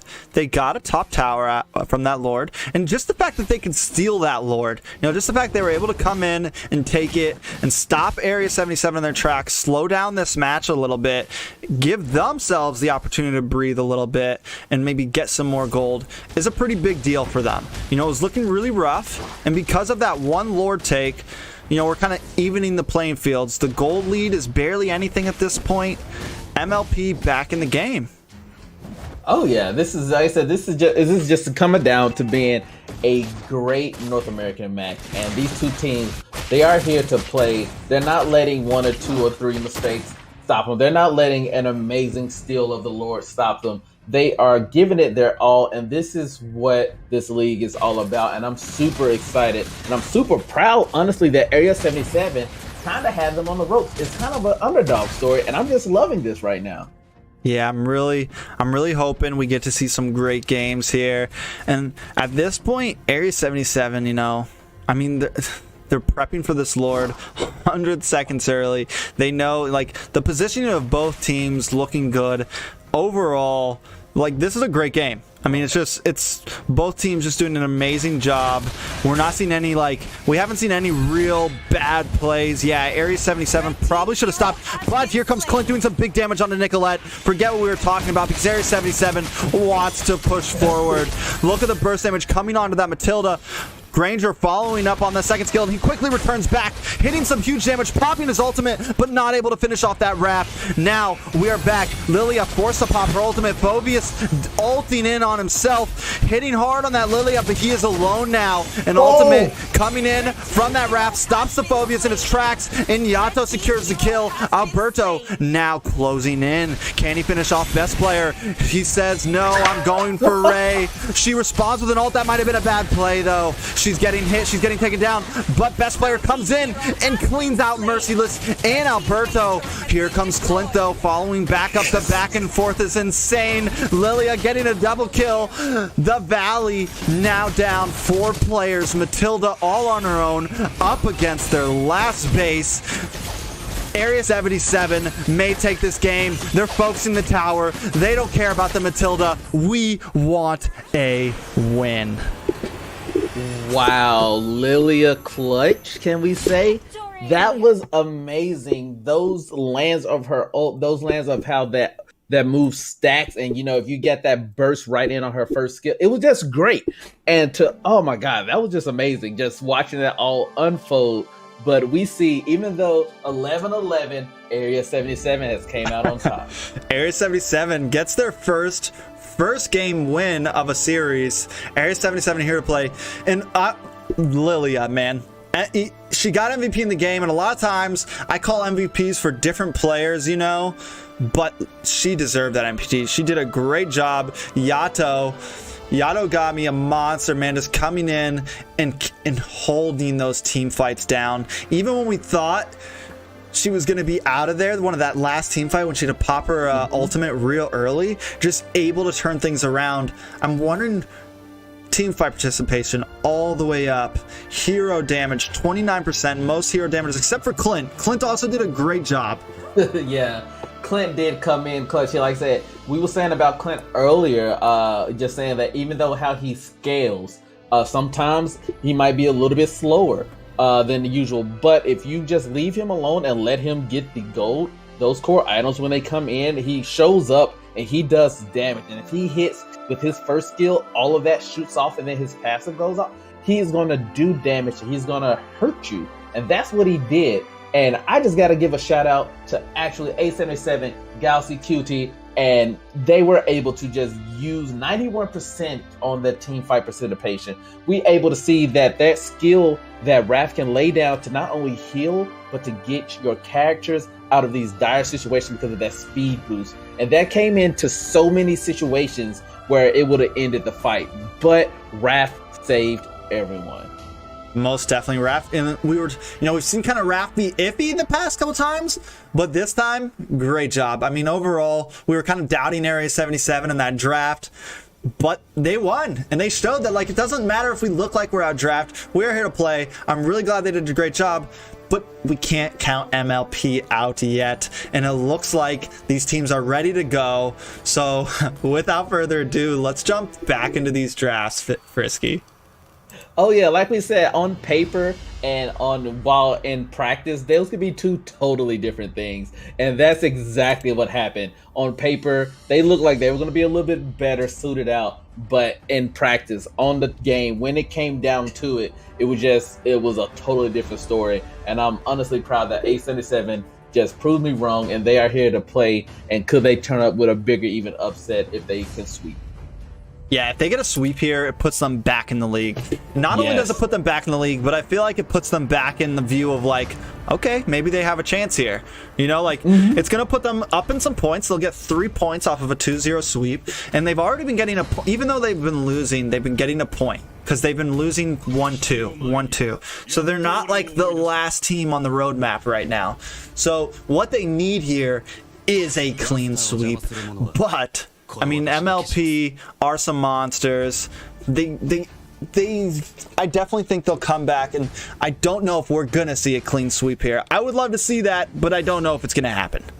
Yeah, I don't think that they're gonna allow that. I think Sir Balsi, I think Nicolette, I think this has been a good just slap of reality, you know, a cold water on the face. I think they know now that, hey, these guys are here to play. We can't get too comfortable in our position. We have to let them know who we are. And let's just see if that's what's going on, even though they came with the Phobias ban and a YSS ban, of course. Yeah, I think you got to respect the, I mean, this time their side, the side of MLP banning that Phobias, thinking like, okay, maybe we don't want to play him, but we still don't want to let the other team have him. Yeah. Or they're just pre-planning their comp a little different this time. Maybe wanting to play a bit more aggressive, you know, a bit more of an early game aggressive team, you know, some heavy dash, some heavy mobility, things that we can rotate around, move around. So they know, like, okay, what we want to do here in the next game is not going to do well if they pick a Phobias. Oh yeah, most definitely. We see they came with a Lunix ban as well, which is definitely respectable and commendable, because that damage again can hurt even the tankiest of tanks if she gets out of control fed. And with her ult, she's able to also get out of crazy situations. So I just wonder what's on the mind of these teams. Did this actually change up their whole mindset, the whole concept of what they're gonna do? Because even though the bans are almost practically the same, like I said, that Phobias ban, when they use Phobias themselves, it's like, okay, they have to readjust some things. And now, lastly, we see Lancelot on the ban for the first round. So let's see how this goes with Sir Bossi's first pick. Bringing in that Esmeralda. I mean, it's a popular first pick, but I like that Ares 77. I wonder if they're really just going to try to pick apart best player right now and just take out straight jungles. Oh yeah, and sometimes that's what you got to do. Sometimes you see not necessarily a weakness, but you know where you need to, you know, concentrate your targets on. And if that is the jungle area, because we don't need to get caught out because the jungles might just come and destroy their whole team, that's what you do. You ban all jungles. There's nothing wrong with that. You playing for yourself, you playing for your team, so you do what you need to do. You see Yato goes with Lilia again, and they also got a packet on their team, so we know that they're going to be hitting hard and able to get themselves out of situations too. And I know Merciless plays a nice pack, so I'm wondering how MLP is going to respond to this. Of course, that Esmeralda pick, we were talking about the Lilia pick last time, and I feel like Esmeralda is kind of the same way. It's a good... When you have a first pick, sometimes you don't always just want to, like, jump right in. You want to pick something that's just a solid pick. Nothing crazy, nothing insane, but it gives you the opportunity to see what their 2 picks are going to be. And then you can kind of build around that. Oh, yeah, definitely. And I believe, because I know, like, say, Esmeralda has been a popular pick, and I definitely, so, you know, since she wasn't banned, I think they kind of understood that Esmeralda was going to get picked. And I wonder if they just said, okay, Esmeralda's going to get picked, they trying to maybe play into it. You see, you got Where's not that only Alice? Yeah, this is I told you we're going to see one sooner or later, man. And when you see them, it's always fun to watch them. Alice is, you know, I feel like Some people really sleep on her, and some people really respect her, know that she's a great pick. And then from the side of MLP, we haven't seen a lot of YZs yet. We haven't seen a lot of Yuzongs yet. But Ghost of Regrets bringing that in. I think he'll do a decent job against that Paquito and a decent job at getting to whatever backline marksman or assassin. Most likely it's going to be a marksman because most of these assassins have been banned out. So whoever they want to put in their back line, he's going to do a great job at getting to that. He's going to be able to fly past this Paquito, fly past this Lilia, and get to where he needs to be to cause some mayhem in the back line. But here, like I said, are they just trying to push lower best players hero pool as much as possible? I mean, Hayabusa, Ling, Lancelot, Granger, just taking out straight ADCs right now. Full ADC jungle, and the thing is that also we saw that Granger was pulling out some really clutch plays towards those end fights, and it was just like maybe they realized, hey, they got a pocket Granger too. We need to take that off the board, and I think that's what they decided to do since Granger did get picked out on their first 3 picks. They said, let's just go ahead and get that out of the way, and you see, respectively, with the utmost respect, they got Raph out of there because Raph. You put respect on Raph's name when you see how clutch she was able to do. Like, say it was like 90-something% in team fights. So I agree. Get her out of here. Yeah, she did a great job in the last game. Now I'm wondering how they're going to respond. Are they going to go for another one? Roger. Now the question is, what does best player pick? I mean, what's really open right now? We do have a Natan open. And Natan does some great damage. I'm thinking that's what we might see here. They do have... No, Area 77's going to have the pick after this. Or no, they're not. MLP is going to have the first pick. I'm thinking we're going to see something like a Natan come in.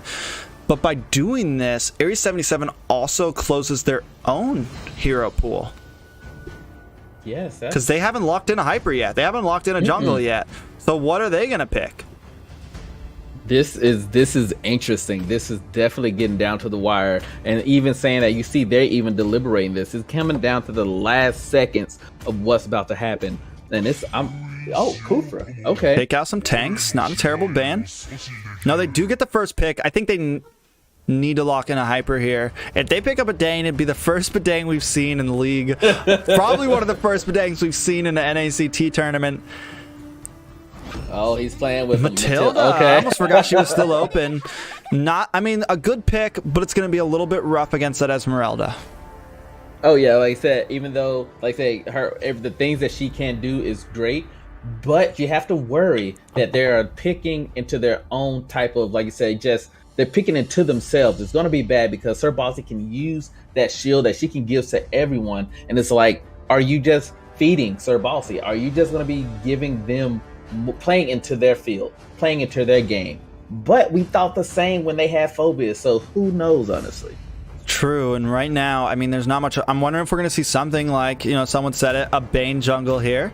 If we see something like a fighter jungle, because that's what's open right now. A couple fighters. You see Cesar in the chat with a Diggy jungle. Who knows what could happen? Diggy meta 2021. Let's go. Carry coming in. Are they gonna go Exborg jungle? He was a popular pick for a minute there, but I feel like he's majorly dropped off. I definitely think with that Karina, a marksman jungle is gonna get eaten up by her. So let's pick someone a bit bulkier, and I really feel like this is like what they want to do. They wanted to force best player to pick a jungle, a very minimum hero pool jungle, and then be able to pick around that. Let's make them be the last pick or be the jungle pick first. That way we can pick our jungle based on what theirs is. And that's what they did here. And overall, they're looking pretty good. I mean, MLP not looking horrible, but when I look at the side Area 77 right now, their composition looks a bit cleaner overall. Yes, if you just think about the team composition, where they're at, and what can go down, it's like they have some amazing force behind. They got some pack behind those punches, because it's just they have a lot of power that can hit. And I'm excited to see what's going to go down. We have everyone getting ready to go to the appropriate lanes. We see that the Wanderer is up top, so we're going to see if they're going to start up top, if they're going to start their red, they're going to start the respective blue, vice versa. You see Katarina is already up there. and the blue, and you see everyone is kind of just filtering out. No one is helping their jungle, so I'm curious at how this is gonna go. Yeah, I mean, with that Lilia and with this Matilda, Area 77 can definitely play a little bit of an aggressive game here early on. But you still have to be careful for that Karina, because Karina does some insane burst damage. But look at the harassment. I'm wondering, here comes Lilia. This could be rough. Matilda, though, taking some big burst damage onto that. Taking some big burst damage from that Lilia. But with that rotation, he's able to take that Bulbasaur real quickly. Yeah, it's like, you know, they were able to get that and did some slight harass, and though it was more of an even out, though we might get a Lily was able to get out of there. That was close though. With that exchange, it just showed that Matilda is very confident to go in and not scared of her, and I actually like that. Maybe it's gonna make her play a little bit more aggressive, and just, you got them playing a little easy now. You got Brock going around in the jungle trying to make sure that they're not making anything too aggressive so that they can collect their jungle in peace. Yeah, are we going to see something here? One thing I think this X-Borg will be good at, he'll be good at dealing with this Esmeralda. The true damage that he deals, it's going to do a good job, but his shield is broken, and Matilda's able to get him out, but here comes the rest of MLP. Grok placing a nice wall, but does not have his ultimate yet to come back. Merciless, able to poke back some damage onto the side of MLP and go back to his tower, and in turn go back to base and get his health back. Both teams not overextending right now, kind of playing it safe. Turtles up. Who do you think takes it, Frisky? Ooh, I would say maybe with what just happened, you might be enough. Big ult from X-Borg and gets the kill onto that Karina. Sir Bossy, though, quickly responding and taking out that X-Borg. Both junglers taking out within the first 3 minutes of the game, but Area 77 has taken 2 kills so far. Yeah, you can't help but just let that turtle reset. Just leave it alone right now, because both jungles gone. People, not everyone has their ults yet. We see that Zoltra Ray doesn't have his ult yet, so no one is really ready to go on a full engagement. So people they backed off. It was a 1v1 trade at that moment, but in all, Area 77 was able to get a 2-1 over them. Most definitely. And it looks like Ray's gonna get his level 4 a bit sooner than Matilda. Will it make a big difference in this fight? Merciless trying to do some poke damage on a Sir Bossy, but not enough. Sir Bossy, the Esmeralda, definitely able to, you know, do the bulking, have the sustainability that we see from Esmeraldas. And it looks like MLP's trying to keep a foothold on this turtle and wait for Karina to get her red buff. But here comes X-Borg, checking that bush and trying to push them back. I'm wondering if we're going to see something big here, Frisky.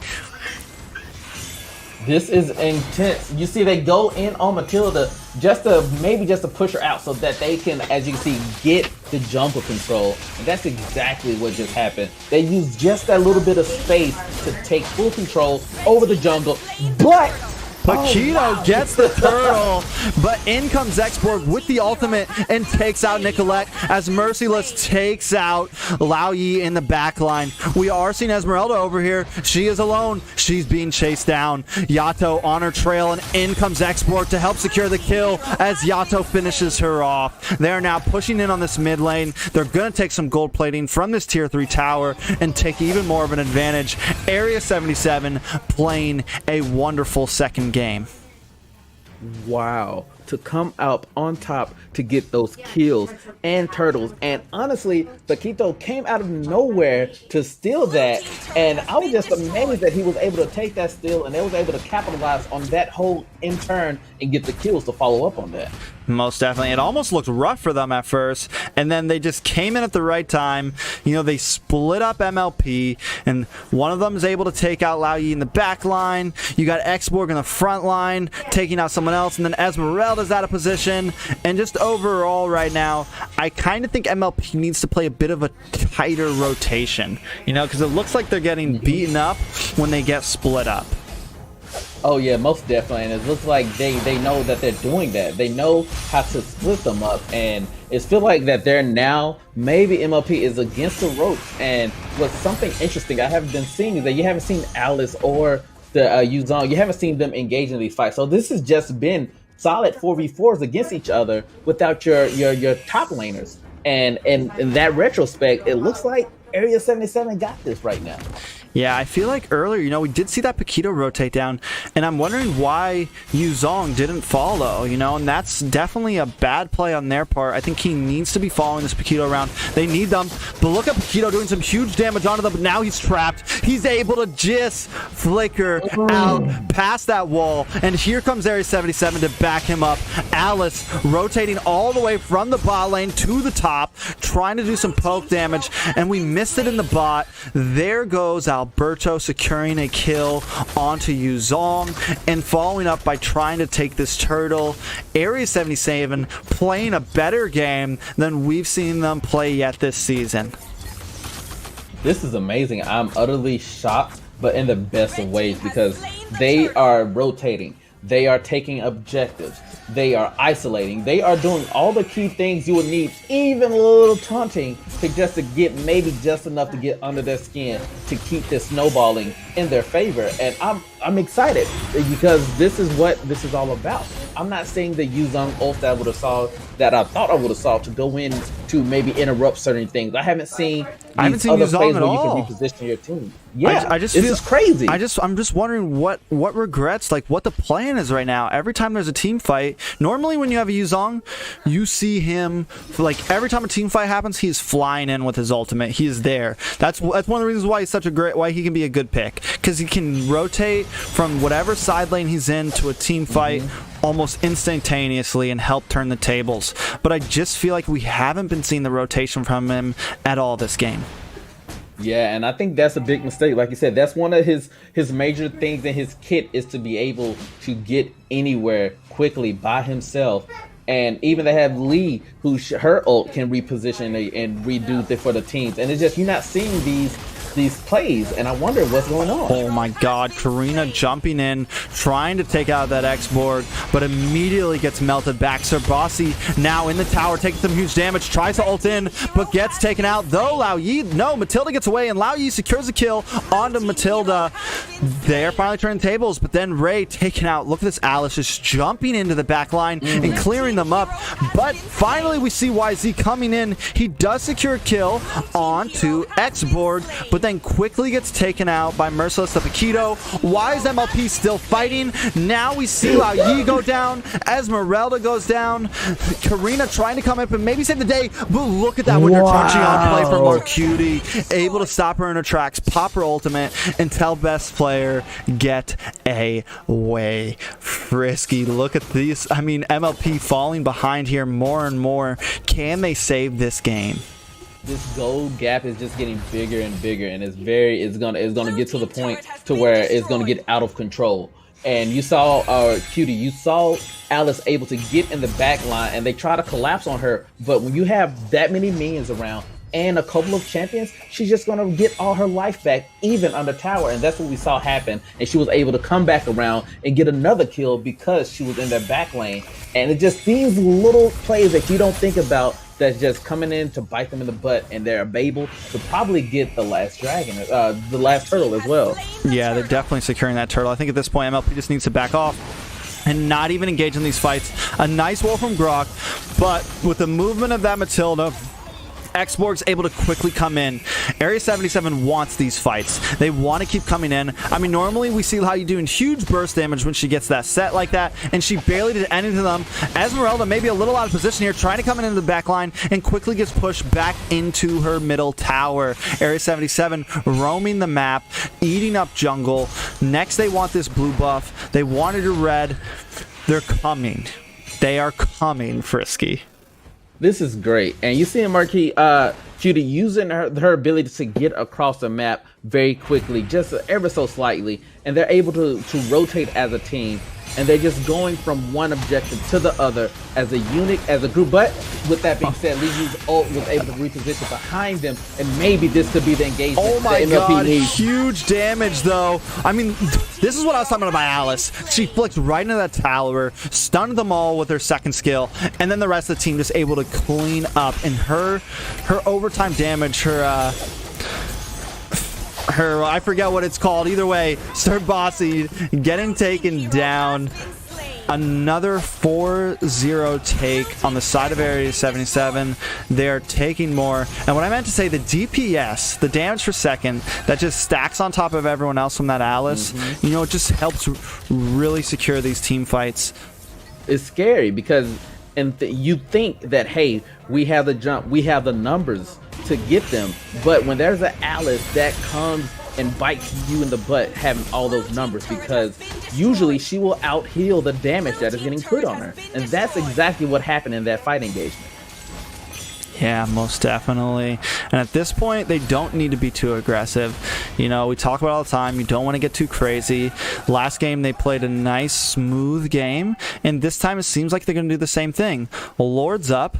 Do they wait a minute, or do they take it now? Ooh, that is definitely hard. They all are honestly in position, except they got Pacquiao down in the bottom, clearing up the last bit of jungle on the opposite end of the enemy team's area. So, but they are still around the Lord. They are still positioned around the Lord. But are they going to, like you said, capitalize on this? Are they going to do it? Are they going to wait for maybe playing smart, being patient, just waiting it out? Let's get one last ace. Let's get maybe one last pick so that this is in our favor, so that way we can secure this without a shadow of a doubt. Most definitely. But MLP doesn't want to fall for it. You know, they're also playing a patient game. Look at them just sitting in this jungle right now. Like, just like, we're just going to sit here. There's no reason for us to go out there. And that's where you see so many teams make mistakes. They're like, listen, we're not going to fall for your taunting. We're going to sit here. We're going to be patient. We'll let you try to take this Lord at 12 minutes, 13 minutes, and maybe get a steal here. Or at least not get a pick. You know, at least not get picked off by anybody and just clear these waves and get some gold back.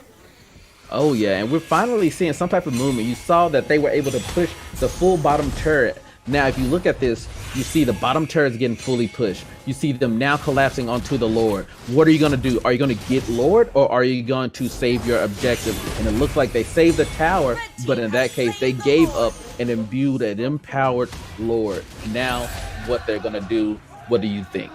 I mean, that was, like you just said, it was a great play. They had Paquito in the bot lane, clearing that bot wave so that they had minions going, and MLP had to make a decision, you know, and I guess that is the safer decision, you know, because you really don't know if you can win that Lord contest. And if you lose the Lord contest, you lose the rest of this game. So at least maybe here they can defend themselves against this Lord. But here it comes. We're seeing a little bit of lane freezing. They want all these minions to push in at once. Paquito in the bot, Alice in the top, and the other three coming down the middle. Lord crashing into this inhibitor, and Area 77 falling right out. Alice with a flicker in and quickly takes out best player. Now the middle inhibitor is going down. The rest of Area 77 closing in. Sir Bossy forced to flicker back into the healing pool. Look at Alice just flickering around. She takes out Ray quickly, pops her into Truncheon, goes through regrets, does respond by getting a kill onto Yato though. Can Area 77 finish it? They do. 2-0 sweep on the side of Area 77. MLP takes their first series loss of the season, Frisky. Wow. If you're talking about the boost up you just got in your head, the confidence boost, the everything, and the confidence hit, like you think on both sides, you think, yo, Area 77, we got this in the bag, whatever, blah, blah, they're Area 77, they've been losing, blah, blah. And then on the opposite end, for Area 77 to beat this, like just the mindset to be coming into this and to see how it played out. Area 77, the underdogs coming in with the win. I am truly, honestly amazed right now. Yeah, it was a great game. They just, I mean, they did a great job, you know, and I feel like they've really been they've been really getting downed in the past couple series. MLP's been doing a great job. The Valley, a lot of these other teams have been doing a great job. So it's nice to see them cop a win. It's nice to see them cop a dub. It's nice to see them play a good game and play a good draft. I feel like they've been losing these drafts recently. They've been losing their games, falling behind, and it's good to see them actually like compete for a night, you know. And they are going to be playing again. They're about to be up again, up against Pro Pandas. Let's get over to this caster desk real fast. Oh yeah. Oh man, Frisky, are you excited for the next one? Oh, now I'm even more excited. I'm ready to see what else do Area 77 have in their back pocket. Like this Alice pick was amazing. I want to say she went 3-0 or 4-0. Yeah, she went 3-0, I believe. And then Paquito went 4-0. Like, their heavy hitters went like 0 death last game. And I'm just super excited because now you got to wonder, wow, they got a pocket Alice. They got all these characters that aren't usually picked. And you got to worry about, okay, now do we pick these and leave a more viable, a more, character that the league knows, or what do we do? And I'm excited to see what Pro Pandas is going to do to try to compete, because if anything, it shows them that, hey, us lower tier teams that were like kind of falling off a little bit, no, we can do it. Maybe this could be a confidence boost for them. But if you see that, hey, they took out MLP, what are they going to do to us? And I just hope Pro Pandas can just stir themselves and bring an amazing game as well today. Yeah, Pro Pandas is another game that another team right now that is a little behind. They're in last place in the league right now. They were a quick throw together team. Gen X was supposed to be in the league. Their team disbanded. I guess there was some unknown issues. And I contacted Pro Pandas. They were one of the runner-up teams. The last number 8 and number 7 spot were like really close counters, all within 20, 30 points of each other, mythical glory points, to see who got the spot. And Pro Pandas was just under the cut. So once Gen X dropped, we reached out to them, and they were quick to jump in, but at the same time, I feel like, they had to like quickly get themselves together. So now they've lost 2 games. They lost 2 of their series games. Hopefully, they've collected themselves enough now at this point to maybe secure a win onto Area 77. I mean, Area 77 is looking pretty hot right now after the last set, but so Pro Pandas has a wall of their own to conquer now, but they definitely need to secure a win here. And if they don't secure a total win, they can't let this be a sweep. They cannot fall this far behind this way. We're about halfway through the league now. Only another 4 or 5 weeks left. I'm wondering how they're going to pull through on this, Frisky. Yes, they definitely need to, like I said, at the very least, not get swept. They got to stop this momentum that is in the favor of Area 77. They have to hopefully have used their time of not playing these past few days. Hopefully they were able to maybe look at some tapes, look at some plays, or if anything, redefine their actual skills, or, tune up something that's in their kit and just concentrate on themselves. Like you said, they were kind of like a last minute team. Maybe this time has now come, and it rolled over to finally that they've had enough time to gel fully as a team to not let the tournament scene get them under pressure or anything like that. And sometimes under this pressure, a diamond can forge, and maybe Pro Pandas, this is what's going to give them that need to do great in this league. Most definitely. We are going to do a quick ping check, a quick break, and let these teams get together. Area 77 just did run a game, so we're going to let them get a quick 5-minute break. We will be back and hopefully started around the 35 mark, 9:35 Eastern time. So hang on, get yourself a drink, go use the bathroom, do whatever you need to do. Call your mom, call your grandma, tell them Area 77's winning a game. We'll see you guys in just a minute.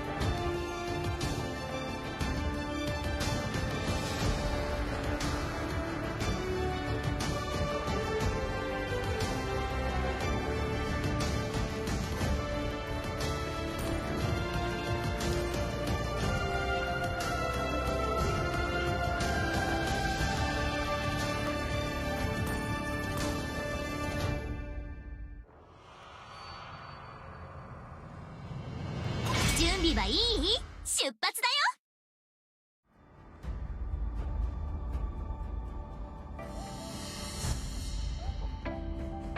この身をもってあなたの刃となりましょう。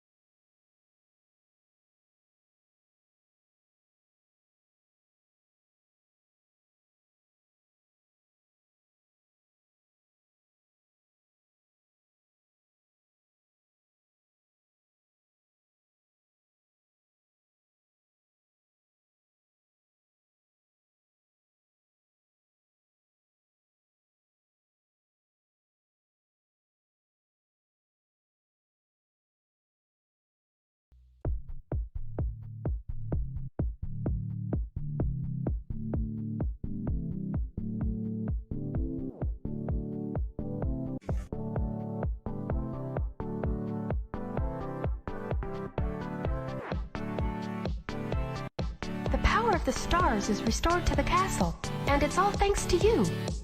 We have to do something special for you. Listen, everybody. Let's bake a delicious cake for Mario.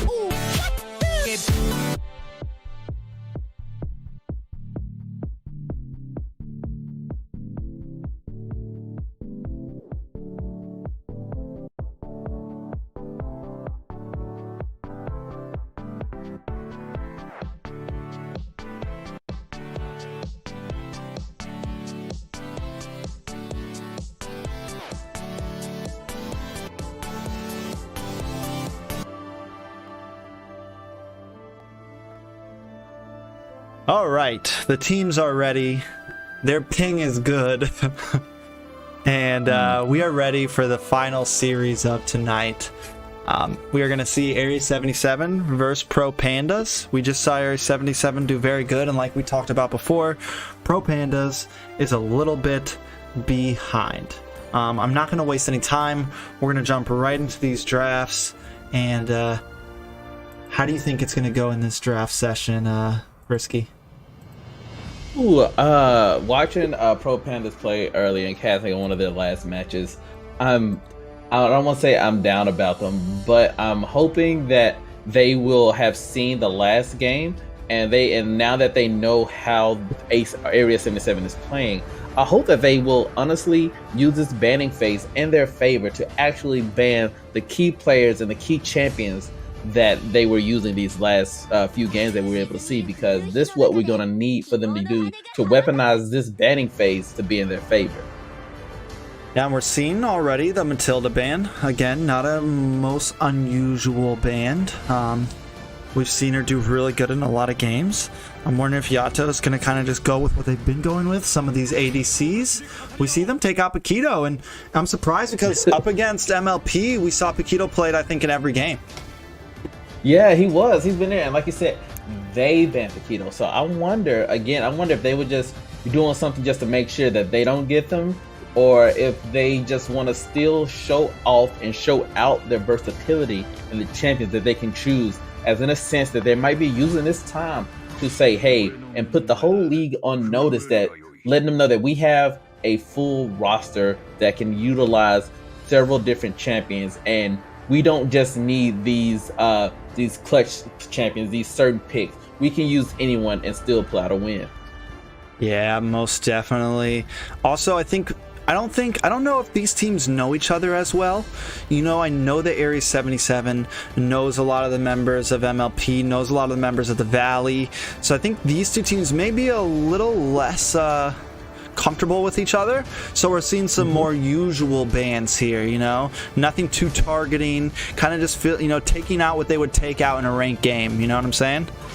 Yeah, like I said, we got the Phobius, we got Natan. We just finally seen Natan back into the ban rotations. He wasn't being banned the last rounds, but again, he wasn't also getting used.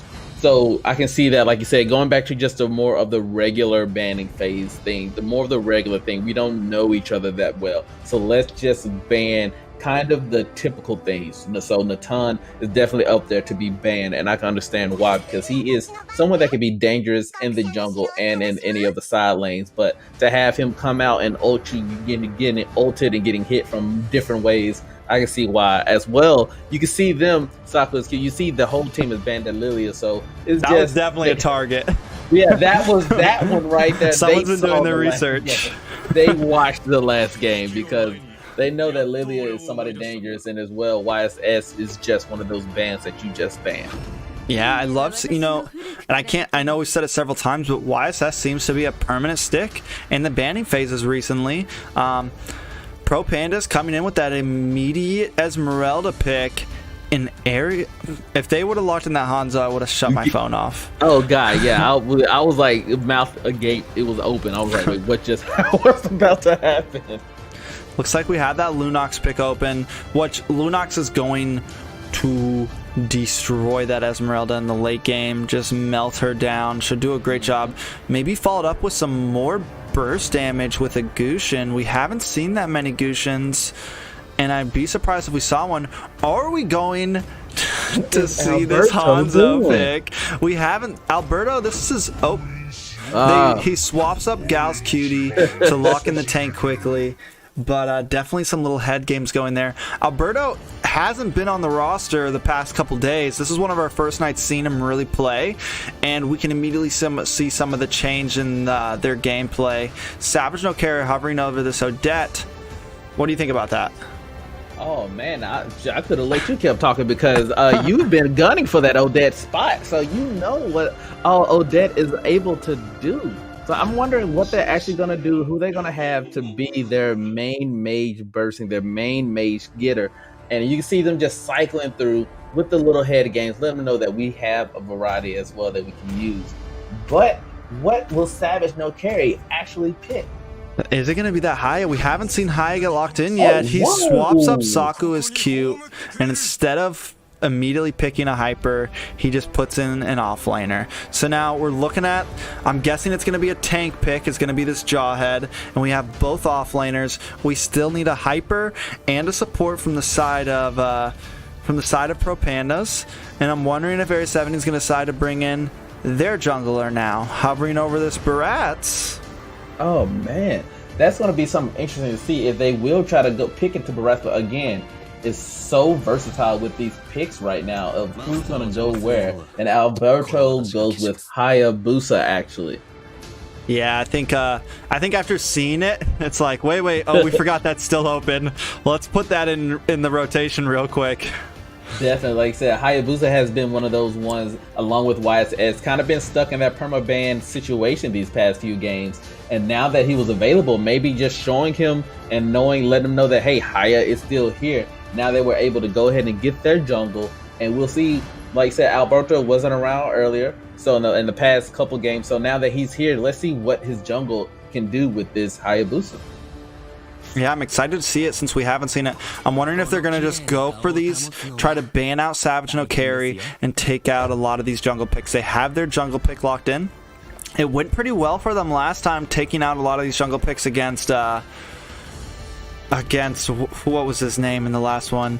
Against the jungle of the last series. I'm wondering if they're going to go for the same strategy this time. Oh yeah, and I see Selena is gone, so they're trying to get rid of these snipes.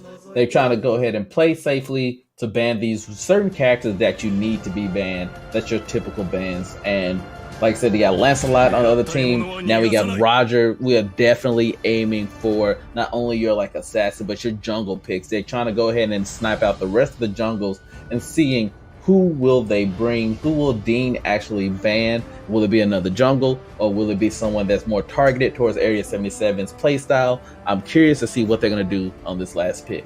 Yeah, I feel like that Selena ban wasn't the greatest ban. I mean, and that's one of the good things, I guess, about picking that Lunox, is it kind of confused, because you don't really know, like, is it going to be a mid lane Lunox, or is it going to be an off lane Lunox?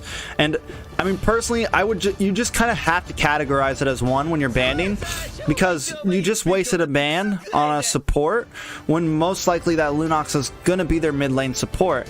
And instead of taking out an off laner, like the Barats that he just locked in, or something like that, you've pretty much wasted a ban on nothing. Yeah, you kind of did. You've seen Barats kind of get hovered over it as well earlier along the picking phase too. So just having that, trying to use the knowledge that you can gain from other things just to see if you can use that. But I would have definitely not picked Selena either, because it's already kind of late. You kind of should already know, all right, this is who they have. They're not going to pick Selena. They could have used that ban for maybe something else. But we see them lock in a Fanny, which, hey man, Fanny can be very dangerous if anything, hyper annoying to deal with, especially during those early games. I'm surprised they went for Fanny though. You have this Kupra who kind of hard counters Fanny. I mean, you have that Hayabusa who can ult onto her. I don't think the Fanny was a great pick personally. When I'm looking at this draft, I feel like Area 77 definitely has the upper hands. I do like the Chang pick. She'll be good up against that Barats, but she'll be able to get picked off by this Hai and by this Claude. And the person I was thinking of was best player. They completely pinned down best player, and now it looks kind of like they put Dean Likes Beans in a pretty bad spot also. And he's forced to go with his Fanny pick, which I don't know. I'm not crazy about it. What do you think, Frisky? Yeah, like you said it earlier, and what we've been saying all night is picking into your counters or vice versa. And there's just so much that can counter Fanny. And although you said, and then also you have Barats who, if Fanny stays around a little too long, will get 8 up, spit out, stunned, and then just dogpiled upon. So I wonder, like, how they will play. We have seen these happen where they, even though they have on papers, it is a pick. It's a whole type of, they will win. Maybe this Fanny is just going to pull out some amazing plays. But on paper and by what Area 77 has been playing today, I highly doubt that she will be making any plays against this team. But we are seeing, just looking at this now, you're seeing that the jungle rotation is like, no one is helping Fanny. She's kind of in there by herself. They're collapsing onto the Wanderer as well. And now Fanny has finally gotten in to try to let her plays be shown. Lapu Lapu is starting to come down, and it's just to this place where they're trying to get it settled out. But Area 77 has, what they've been doing this whole time, has gotten a better start out on their jungle and just has that slight gold lead. What are you thinking right now about how she's going? How this? I really liked. So I like how they went for the red buff on the side of Area 77 first, knowing that Jawhead might come in for the invade. But this Kufra getting a little cut off. But again, we've seen tanks do this. Come in, give vision. I know I can get out of this. But I really like the decision, like I was saying, of Area 77.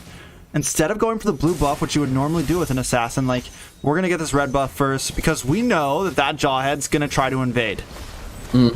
Exactly. And then with these throws that Jawhead does have, that's really amazing. Such a great utilized utility. And you see how Fanny is trying to get a little position, trying to shut him down a little bit early, but people are still able to reset because it's still early. And with these tanks and stuff like that, you just can't murk them down that soon and that quickly. So it's just a good filling out phase. People are playing with each other. They're trying to see what's going to happen. And now Changes finally got her ult, but it's not hitting. Yeah, able to, but definitely, EXP laner, Lapu Lapu coming in, a nice rotation from him. Marissa is coming a little behind. I think their goal is to maybe, let's see if we can stop Fanny from getting this blue buff. A nice engage from Kufra, able to do some nice damage and force the flicker out of that Jawhead. Fanny coming into territory, but she is kind of alone. Does she secure the kill? No. Hayabusa is able to get out, and Yato coming in, securing the first blood onto that Fanny. Here comes Saku, though, securing a double kill, a triple kill onto Area 77. Yes, Area 77 did steal the blue, did slow down that Fanny, but for the cost of what? 3 of their people, Frisky? Yeah, that wasn't worth it in my eyes, because like I said, you were able to get that, but not only did this feed didn't go to somebody that's okay, we don't got to worry about them. This went on Lapu. This went on Lapu Lapu, and earlier PANDAS Lapu Lapu was pretty clutch in the game that they played earlier too. So that is the one person you really don't want to get fed right now. And it looks like they're able to even capitalize more with getting that kill on Barat going onto Lapu. Yeah, taking a 4-1 lead this early in the game. And Lapu definitely, like, this is, one thing I like about some of the newer revamps of this game is every lane, every person has a chance to shine, and like a lot of these offlaners are now having a great opportunity to come into this meta and show what's up. But enough of that for a second, because look at this engage from Area 77. Alberto quickly cleaning out that Jawhead and now gaining a nice foothold onto this turtle. But still, here's where EXP laner at 3-0-1, and if he keeps scaling, he is going to carry this game. You do not want to let a Lapu Lapu get fed. He's just going to be wrecking mayhem, Frisky.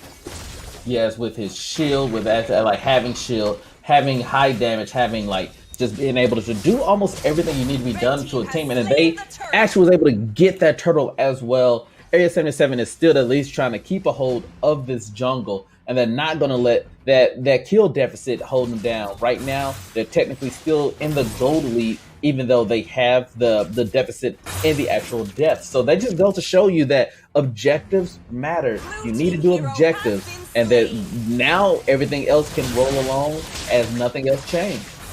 Yeah, we did just get a kill onto Chang in the top lane, but we're going to sit down in this bot lane. We try to get a gank, and comes Fanny. Is she going to get onto him? She does stop his recall. This could be bad for Marcuti. Big damage. Fanny comes in, dives in the tower, and takes out Claude. But as we move up to the top lane, look at this Baratz just cutting lane Frisky deep in enemy territory.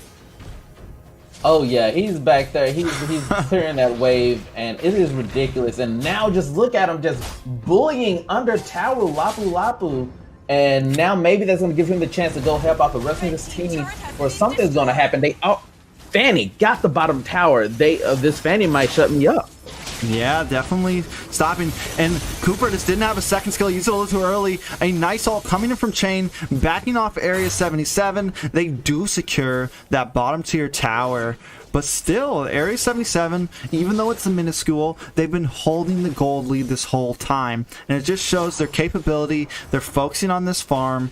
They know it's okay if they lose a tower here. You know, as long as they can keep in the lead, they may still be able to win this game. Yeah, I'm definitely thinking they're trying to. They know what can happen. They know what they can do. And again, like I said, they were able to just capitalize on this and secure another kill on your Hayabusa. Alberto said, I'm here to play. Y'all haven't seen me, but I am here and getting those kills. And that's just someone you don't want those kills getting onto. And maybe they're going to push this bottom tower as well. And look like they're it's just going to be the deficit is going to get a little bit more into their favor. They're going to have a higher, they almost got a 1K lead. And there we go. Got that. Is just going in, man. What do you think is going to happen right now?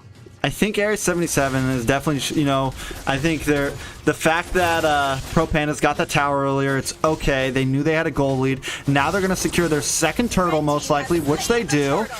And they're definitely holding the pace right now. We are seeing some engage down here, though. Saku's Q taking some big damage from the Hayabusa ultimate. He doesn't care. He's in there. Look at him just standing here, wanting them to come in. He knows he can escape.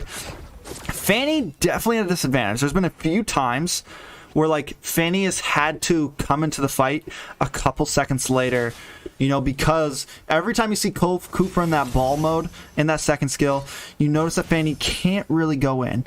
And yes, she does end up coming in and doing some damage, but it's always not at the most prime time to do it. Yeah, you see, hopefully like that Cooper's playing smart and just waiting for that skill to use for Fanny, because as we all know, that Fanny cannot escape those skills because of that number 2 of Cooper's abilities. So hopefully that's how that will play out. As a Cooper main myself, I got my eyes on him, and that was a big beautiful ult set from that Cooper right in the tower. Claude chases down Chang into the inhibitor tower and gets a kill. Yato able to also secure another kill. This looks bad for the side of Pro Pandas. We have a little bit of a bout going on here. The ultimate pops from Hayabusa, does some nice burst damage, but still, he ends up securing the kill onto worst XP laner. Not able to finish off Fanny, but Fanny does go down to Yato. What a trade. But overall, Area 77 comes out on top 3-2. Oh my god. That was a fight. That was an engagement. And like you said, Area 77 came out on top. And then on top of that, they were able to secure these things like top tower and other objectives. And I don't know if you guys saw the slight little taunt that Hayabusa did during the fight against Lapu Lapu, because he knew that he has that ult ready. I just need to get all of these marks on you and it's done. And these things, these little head games will get into the head. As you see Lunix with the kill. What do you think about this? Oh my god, they're going at it. We see that ult pop from the worst XP laner, but it's more just to get away. Saku's Q does secure a kill onto Yato, and now Area 77 is chasing down this Esmeralda. Can Esmeralda get away? The ultimate comes in from Hayabusa, brings her down to about 10%. In comes Merciless to secure the kill onto Saku's Q. Now, we see Area 77 just picking off more and more. Yes, they lose a person in some of these fights, but they always seem to get the upper hand right now, and they are just picking away. You said it earlier, you know, in these fights, they're not only securing kills, but they're getting a bit more foothold. They're getting another tower here, another tower there, and it seems like they're doing the same thing they did to MLP in the last series. They're just keeping up a steady pace and holding control of the game. Yes, this, I have to say, just they have been showing some remarkable jungle control. Each of these two games, these two sets of games, I should say, is that they have been taking control and keeping control of the jungle. And if anything, this shows you how important jungle can be in these games, because of this, they've been able to keep a foothold in everything. And now you have these situations, even though they gave up their top turret, they're gonna have a huge minion push, and they're still engaging. First damage coming from Yato, just melting down. That's what I meant. Esmeralda just gets deleted in seconds. In comes Horse XP Laner though, with the Lapu Lapu ult, trying to do something, but it doesn't seem like enough. He is in the middle. The ultimate gets popped from Yato, and Gal's Cutie though secures the kill on to that Lapu. Every time that Pro Pandas tries to fight back, they still end up falling down. They weren't able to see her a single kill though. What is Sparza doing? She's diving in here, but she's not able to do enough damage. She wants something. She wants to try to fight back. A nice throw from that Jawhead, but it's still not enough. Area 77 cleaning up. Esmeralda is now all alone. The base is getting hit by minions. This is a 11-minute game. I think it's one of the fastest games we've had so far. Can Area 77 finish it now? Worst XP laner back to life, pops an ultimate, trying to get some damage, but Area 77 takes game one against Pro Pandas. Frisky. That was so definitive. It was ridiculous. It was amazing. Like, just watching Area 77 come into themselves, it seemed they have been doing a remarkable thing. So just these games, it's just crazy. If we're looking at the scoreboard right now, you can see that Yato is still a heavy hitter, 926. You just got these amazing players. You have Gal's Cutie with the Kufra with 12 assists. It's just so amazing how they're able to cycle through and rotate, keep control of the jungle, and as sad as it was, they just wasn't able to hold it down, Pro Pandas. Yeah, I'm wondering if they can get another 2-0 sweep here. Definitely put them up in the top of the rankings of the league right now. Pro Pandas didn't do too hot that game, you know? I mean, Lapu Lapu doing no turret damage at all that game. You know, just not able, and we saw him doing really well in the beginning, but then Baratz, once he got to where he needed to, I mean, that Baratz pick was just, it was clutch. We saw that one, I think it was the last team fight, Baratz was in the mid for a minute, just getting ganged up by 3 of them, and his health bar was barely dropping, and it gave enough time for Area 77 to come in from behind and just clean up. Yeah, when Baratz gets those stacks and gets so big, he's hard to take out. And even though he's an off laner, he's still very tanky. And then you have Gal's Cutie is also tanky. You have these two tanks that can do equally really good damage and sustain themselves as well. And then all alone you have your Hayabusa by Alberto that can just come in and just wipe out your whole team if you concentrate just a little bit too long on one of these people. And you saw that Fanny wanted to get those back line. She wanted to get back there, but they just shut it down. They held it down, and at the end of the day, she could not do the damage, the picks off that she needed to do for it to be a reasonable really pick. Couldn't, man. And I said it right in the beginning. Once I saw her, I was like, that's not a good pick. I don't know why they went that. I don't know if it was a panic pick, if it was like I don't know. I don't know if her hero pool really just got smashed down from all those bans that Area 77 did, and they were just thinking like, all right, this is the only other pick we got. Like, let's try to make it work, and it didn't. Hopefully they can do something different. Do you think Area 77 just kind of does the same strategy, tries to pick off their jungle here like they've been doing? Yeah, like they say, if it's not broke, don't fix it. This strategy that they've been using has been working for them. This pick off all the jungles, this take out the core pillars of your jungle, the core pillars of the meta of the jungle. And then that's where you see who truly knows this game and who truly knows their role. And it's just seeming like they've been putting everybody on notice. And this Area 77 has came to play. Yeah, they have. I mean, they're playing a completely different game than what we've seen them. I mean, shoot, both all night tonight, we're seeing them play completely differently than they've played before, and I'm excited to see how they continue to play this season. Yes, they see with this pick right off the Lunox back. ban. Yeah. Show some respect. Yeah, if anything, that is definitely a show of respect. It's like, hey, right off the get-go, we know what you guys got. Now we're gonna ban Piquito with the ban as well. But he, as we now know, he isn't needed. Like, they have so much, a wide variety, and like I said, along with that, a diverse pool pick from the team, and just having this momentum. What do you do? What do you pick? What do your bans come into play? I'm just very at a loss for words at what they can do to try to stop them, because everything that has been done so far, even if you think about them watching the last MLP game, it's like nothing has stopped Area 77. What can we do? Yeah, they're definitely hot tonight. They're definitely feeling themselves tonight. I think right now, Pro Pandas could definitely maybe do some targeting of their own. I think they just did that Lunox, follow up with that Lilia. They bring in the Matilda, but I think maybe try to lower the hero pools of one of the enemies. Maybe really focus on Yato right now to take out a Lunox, take out a Lilia, take out a Farza, take out a Eve, leave him with nothing. But you do also take some chances by doing that, of course. We're seeing this Esmeralda ban come in. But I mean, at this point, they lost pretty bad that past game. I'm wondering about what they can do to change it up this time, Frisky. Yeah, that was, like I said, that was a not only just a defeat, but it was a very decisive defeat. It was a 10-minute defeat, and any of those will hurt you as a player. We've all been there where we just got wiped, and we're like, "Wait, what just happened?" And and that's what it feels like just happened. And I'm hoping they're not going to let this deter them too much. We see a Phobius ban. And yes, that is a good pick, but I would have probably picked more, like you said, I would have picked more into, oh my God, there was an open YSS. and it comes, we haven't seen a YSS all night, and there it is.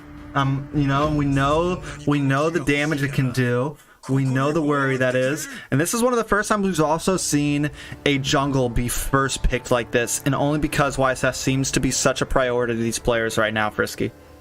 Yeah, that's exactly what it looked like. And also Alberto is he's the jungle. So Alberto saw that YSS was there, and we've already seen Alberto been jungling amazingly tonight. And that was just it was a no-brainer. It was snatched up, and he was been so ingrained to be banned. It caught me off guard seeing him, honestly. Because he's been such a mainstay in the banning phase. But Saki is cute. I just noticed wow. Okay, so a lot of people that's been banned are now getting played. I understand that the YSS, you see Beatrix. Beatrix been banned several times as well. And it's coming to the point to it's just coming down to, hey, let's just throw something at the wall to see if it sticks. You're seeing a Harris right now. Like what what are we doing? Different things. But Beatrix has been a pretty popular ban, and overall I think Beatrix is a really good offlaner right now. I'm surprised we haven't been seeing her as much, but most of the time she's getting banned, especially in like the teams that I would normally think to see her. We are seeing that Selena come in though. And we saw MLP use Selena. I mean, we saw the Valley use Selena amazingly. I'm pretty sure Yato runs a pretty good Selena himself. So I'm excited to see. We're seeing definitely some abstract picks, though, from the side of Pro Pandas right now. We're seeing a Gato. I mean, I don't think they're bad picks, just not things we've been seeing this season very recently. Yeah, like I said, this is still very not, as people say, people are playing off meta or doing off meta things. Gato is still a great pick, still a great tank to be able to initiate, to be able to survive, to be able to do a lot of things, but we just have not been seeing it. And is this just going to be in play to throw the team off? Maybe this is, hey, let's just throw Area 77 off with our picks. But with this being said, we seeing a Fanny pick by Area 77. They just wanted to probably play it safe because maybe they felt a little bit of pressure from it. Maybe they felt that maybe that could have came in clutch, and they just said, let's cut that out. Let's just ban her. And they did the same and took off Kufra. Yeah, I mean, she wasn't a bad Fanny. For being up against a Kufra, they didn't play a horrible Fanny. So, I mean, this time it's like we know we're not going to pick Kufra. and they just kind of showed their hand by showing that that's something they may want. So yeah, let's get this Fanny out of the way because we don't feel like picking a counter this time. We've already showed 3 of our heroes. It's a little late in the game to try to counter a Fanny. Yeah, as any tank player know, you kind of get bored playing the same tank. You want to diversify yourself. You want to do things. So them knowing, like you said, they took off that Fanny. So now that maybe we don't need a lot of hardcore CC. Let me play someone else. And then, like I said, you have a couple of champions who can lock down. You have Yato that can lock down a couple of champions. You have a Gal's Cutie that can isolate certain champions as well. So you got a few different champions that can isolate and take on these other champions in the back line. So you don't need maybe as much CC because you're confident, because you're feeling yourself on the last several games you've been winning. And now we see that Savage No Carry is just lingering here a little bit. Maybe it might be a last minute pick, as we see, maybe just trying to, who do I get? Who can I play to go against this amazing team? Yeah, definitely taking their time. You know, it's one of the definite pluses about going up against other teams in this 5-bin lobby. You get plenty of time to talk about strategies, plenty of time to plan about these drafts, and you don't always want to rush into it. But here comes Merciless with that Khalid pick. I love to see Khalid in this league because I'm a Khalid main personally. So I always enjoy seeing other people play him, especially well. And with his recent buff or patch, whatever you want to call it, his rework slightly, he's definitely pretty viable. He's not a horrible offlaner. Mark Cutie coming in with that Kagura though. We're seeing the Kagura and the Selena. Wondering if it's going to be a gold lane Cog. Yeah, it could be, and it's also looking like they in my eyes, it looks like they got a team they want to end it fast. You have Merciless here that yes has Sabanas, they can sustain themselves, they can hold a lane, they can build a little tanky too, but you don't have your traditional tank. You don't have someone that as your, like say, that's something you're a mainstay of a tank. But this could also be something that they want to do. You see Dean, like Beans, has got a great jungle pick as well. So you're going to see an interesting game that's about to happen because these picks are not your traditional picks we've been seeing this league. This is literally, I feel like, it's like, hey, go your favorite, let's make it work, or just throw it at the wall, let's see what sticks. I'm just hoping this is going to be an exciting match from both teams. Yeah, the only thing so that Ling, or no, he didn't pick the Benedetta. Either way, the Benedetta of the jungle, we're looking a little squishy on the side of Area 77. You know, their only front line right now is that Chow and that Khalid. And with that Benedetta, if she's able to get into that back lane, she is going to tear apart this Selena. She's going to tear apart this Kagura. And it's going to be a little rough for Area 77. Yeah, you see them giving a shout out to each other in the chat right now.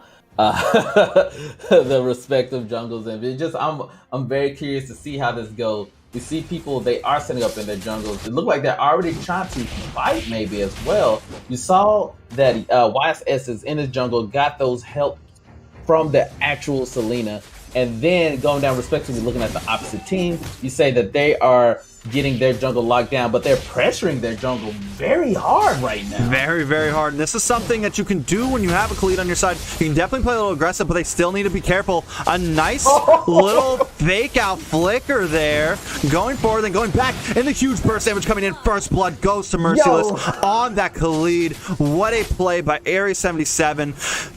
Buying just enough time to help the rest of their team get into the enemy blue jungle, but they are not done yet. More damage coming in. Khalid almost securing another kill, but he gets taken out by the tower, and the kill goes to worst EXP laner. Maybe playing a little too aggressive, but still overall, you know, we saw that immediate rotation to get that tank to level 2. More kills going to the top. Frisky, take it away, man. Oh my god. Khalid with one of the craziest plays we've seen today. That flicker into just to go and press his second skill to get enough health back just to engage was amazing. And I wonder if the reason why he just couldn't do it again to stay alive was because of cooldowns. Yeah, that for kind sure. of kill you in the beginning of a game. You don't have the cooldowns reduction to do those amazing combos. And to see him now here is just playing around, giving vision, holding it down. And while this is all going on, Top is having a field day as well and getting kills off on them. Yeah, Area 77 already taking a nice early advantage right now. But they do sacrifice the foothold on this Lord and possibly the red buff. But overall, I think it's worth it. They're about to take a tower not even 3 minutes into this game. Khalid does get cut off the moment I leave in the bot lane. Gal's Cutie trying to defend. Yato trying to also do a little something. Dean Likes Beans might be getting caught off here. It looks like the arrow only makes it onto that Katato. We're now seeing a slight battle for this Lord. A sliver of health. Chow just makes it away. Khalid back in the fight, but look at Yato getting taken off by Work's XP laner. He does play great Lapu, and this could be bad for Merciless. He hits that second skill, trying to regain some life, but not able to get killed by Work's XP. But overall, it seems like Pro Pandas definitely makes a comeback right there. They took some loss in the first 2 minutes, but now they're still putting up a fight. Yeah, that was definitely, they did come out on that team skirmish. They did come out on the top in the lead of there. Like I said, no, everyone was still level 3 in the meat of that fight, so you didn't see a lot going on. It was just a really good pokes all around from each team. And they're doing it's a very like playful fight right now. You see people are taunting each other at these random times, but they're still doing major damage, delivering their ult, and it looks like they're gonna get a kill off on Gato. Gato going down. That was smooth. That was smooth. And with that, they're going to be able to take this turtle, Frisky. Uncontested. Wise Essa has been in these random spots, honestly, not in the team fights, but just doing what needs to be done, which is what their motive has been, is getting objectives. Getting the top tower, getting the turtle, getting just the selective right kills. And while all doing that, still able to contend in these what seemingly to be the full team fights, even though they're one man down. Yeah, you know, Area 77 definitely has a nice aggressive early game, and we were talking about the Khalid being real aggressive, and like they're definitely taking advantage of having this early game damage onto the enemy team and just going in that jungle. They have that Chow, they know they can get in and out, try to get these picks, and they're executing these plays pretty perfectly. Oh yeah, like I said, I definitely want to say this has also come down to just having a great confidence boost. They know what they can do. Like you said, they're baiting out ult. They're doing all the right things you need to do. And he is slaying. Yeah, this feeling like this is for formalities right now.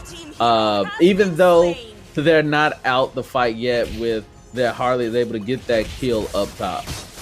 Yeah, but right now, man, they're definitely, I mean, that last play right there, you know, we see Merciless sitting with his Khalid, just kind of taunting, like wanting them to try to engage, because he knows Chow's is coming. He knows he's around the mid lane, and it's only going to be about 3 or 5 seconds for him to get to where he needs to be. So he baits them into engaging them, and they secure a kill off of that bait, and it completely puts Pro Pandas in a bad spot.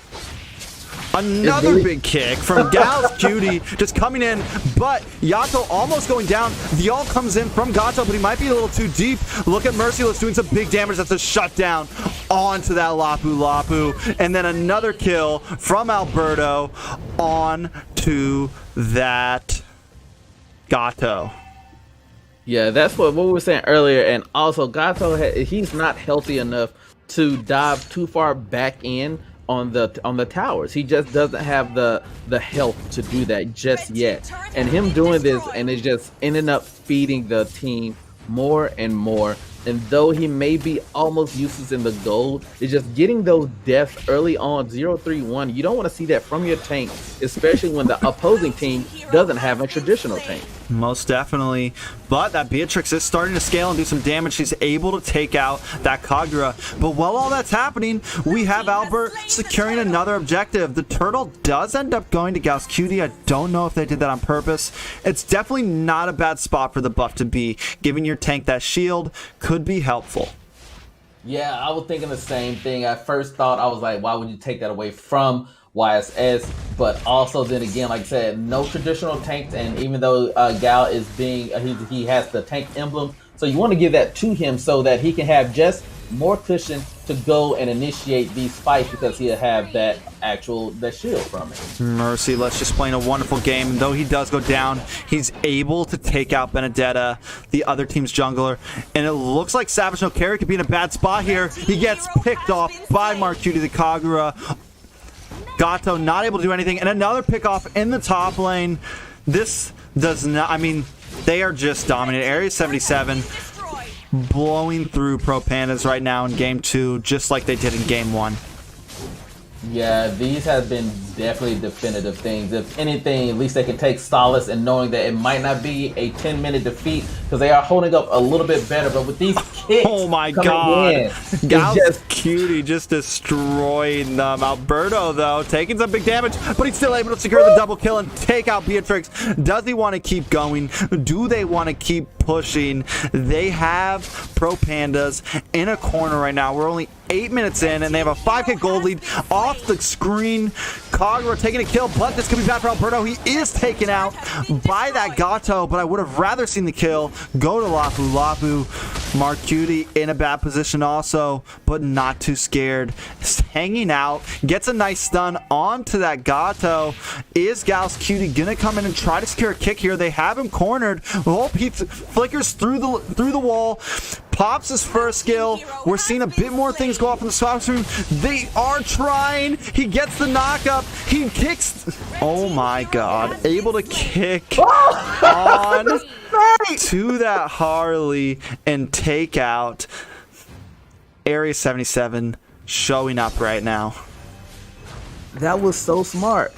Gato thought he got away, but Kagura had her spell. She had the snipe just available to just shoot right almost out of range. All the while, you have this team fight going down in the lower lanes, and it's just remarkable at how confident this seems like. This is a whole new A77, and with the arrow, and it looks like another. Oh my god. Just picking them apart right now, Frisky. You know, at this point, what can Pro Pandas really do? Do they need to just stay in their base and stop taking these fights? Yeah, I definitely. This would be the time I would be saying, play under tower. Do not take the base that they're doing, and just try your best to hold out and get the gold from minions. Try to last hit minions. Try to secure your jungle. But it's just. It's not happening. Their damage is just too crazy. They can get under tower and deliver these deadly blows with the crit, with the combinations of everyone. These arrows is just, I don't know. They have to find a way to reset everything, honestly. Yeah, they need to fall back. I mean, at this point, it's like, don't even try to contest for your jungle. In comes worst XP laner, and it's plays like that. Like, yes, he's doing a little something, but I just feel like he's overextended right now. Whether he knows he can get out or not.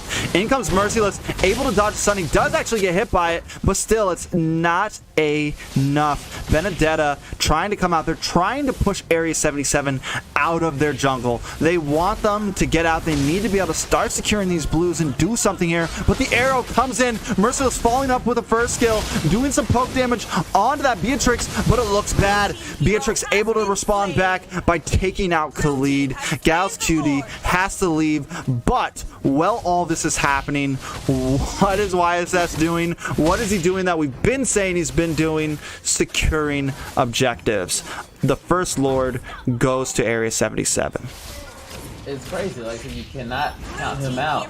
It's just ridiculous at what he's doing. Though Lapu Lapu is trying to make a comeback, at the end of the day, it cannot happen when you got these amazing kicks from Cho, this tank Cho that's coming in to show out, but they're trying not to make it be or not. And it looks like they're going to capitalize on this kill, but Cho is trying his best to get out of this sticky situation. Yeah, he's definitely in a corner here. He's not able to get away. Beatrix able to finish. And though they did get Lord, will most likely get melted down without being able to do anything for them. But a nice arrow coming in from Yato. In comes Merciless, doing some nice damage, but gets taunted onto that top. But he's still able to do enough damage. Yato and Merciless following up. They want to take this bending down too, but they're just not able to. Her mobility is a little too much. Another arrow coming in from Yato kind of misses. And now they're just playing the standstill game. But again, we have minions crashing down. It looks like Pro Pandas loses their tier 2 mid lane tower, and look at that burst damage coming from Kagura, taking all of them down to half health, and a beautiful flame shot coming from Marcuti onto Benedetta and securing another kill. Benedetta sitting at, Marcuti sitting at 4-4. Look at the kills on Alberto right now, 11 and 2.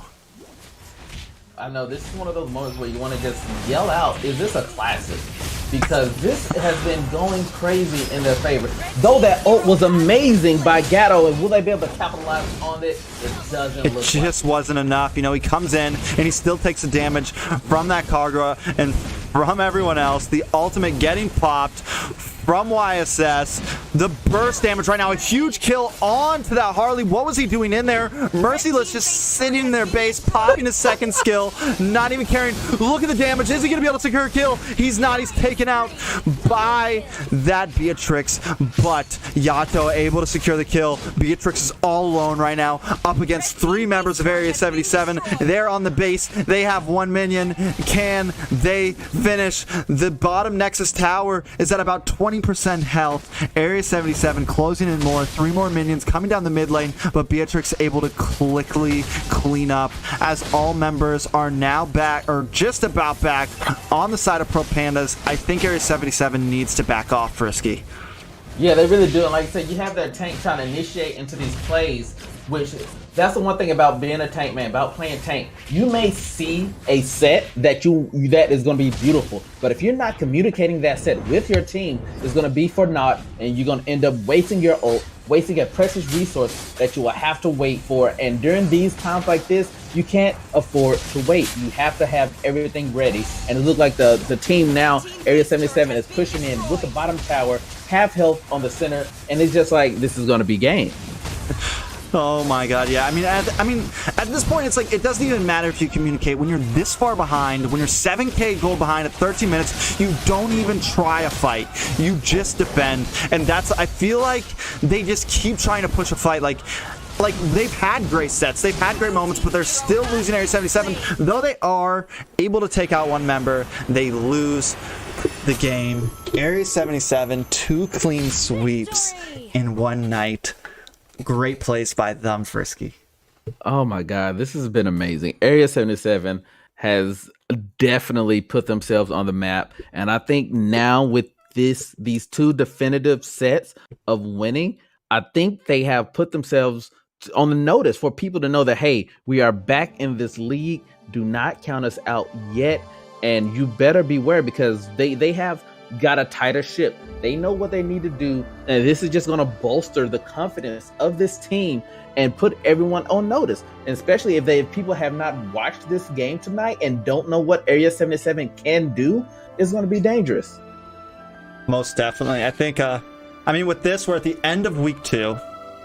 We're on day 4, end of week 2. We're going to be posting the team stats up. I'll probably be posting it right after this matchup. And Area 77 is definitely going to be close to the top of the list right now. They went from 2nd or 3rd to last place to, after getting 2 clean sweeps, denying Pro Pandas and MLP of any points for tonight. MLP and Pro Pandas get 0, nada. They get no points tonight, whereas Area 77 gets 6 points. They have 2 clean sweeps. This is going to catapult them. This is going to put them in a really good spot. And as long as they can keep it up, they will definitely have an opportunity of getting to the Final 4. Yes, and I'm very much more excited, because I think they put the fear in MLP in the sense of saying that I think MLP knows, even though, like I said, those names meant nothing. You seeing Gosu, you seeing these names going against you, and they did not let them deter their position to go forward. They executed perfectly. They handled the jungle like no one else has I've seen, and it's been great the way that they're locking down these different situations to where they can afford to not have one of their main characters doing into a team fight, and then you might think that, hey, we got this and locked, they're taking one thing, they're taking another thing, and they're able to do this so fluidly with their rotations. I'm just utterly amazed, and I'm proud that Area 77 is in this competition right now. Yeah, they did a great job. Like, and I mean, words can, like, they definitely dominated. I'm excited to see the next games. Pro Pandas, though, losing another game. It's looking pretty rough for them in the league right now. I'm hoping that they, you know, I don't want to see any teams just get completely wiped. I mean, of course, there's got to be winners and there's got to be losers. There's got to be, you know, there's only going to be one. There can only be one, you know. But the point of this is to have a good competition all around. And I feel like all the teams have been doing great. I would love to see Pro Pandas step it up a little bit and at least secure a couple wins. Hopefully this another loss doesn't. You've said it a lot, you know, players, you start to lose some games, you start to lose some things, and you get mentally put down, and that can affect your game overall. And I'm hoping that they can pull it together, kind of like we saw Area 77 do tonight, because Area 77 also lost all their series. So hopefully Pro Pandas can pull it together and at least secure some wins, put on some good shows, put up some good fights, and even if they don't make it to the Final Four, definitely show that, hey, next season we're going to show up and be better. Yes, exactly. At the very least, like I said, winning something to do that, so they know that, hey, this is what we signed up for when we signed up from the beginning, to be in a tournament of this this league, the tournament of this, you know, this everything. You have to bring your A game. And though you didn't know you were going to be set up, you didn't know you were going to be ready because of things that happened out of their control, but now you're in it and now you have to play. And I'm hoping that they take this time to maybe swap up some roles, maybe try out different characters, maybe learn some combos, do something to tighten the ship, to better these pandas, so that we can probably see some type of pro material in these Pro Pandas. For sure.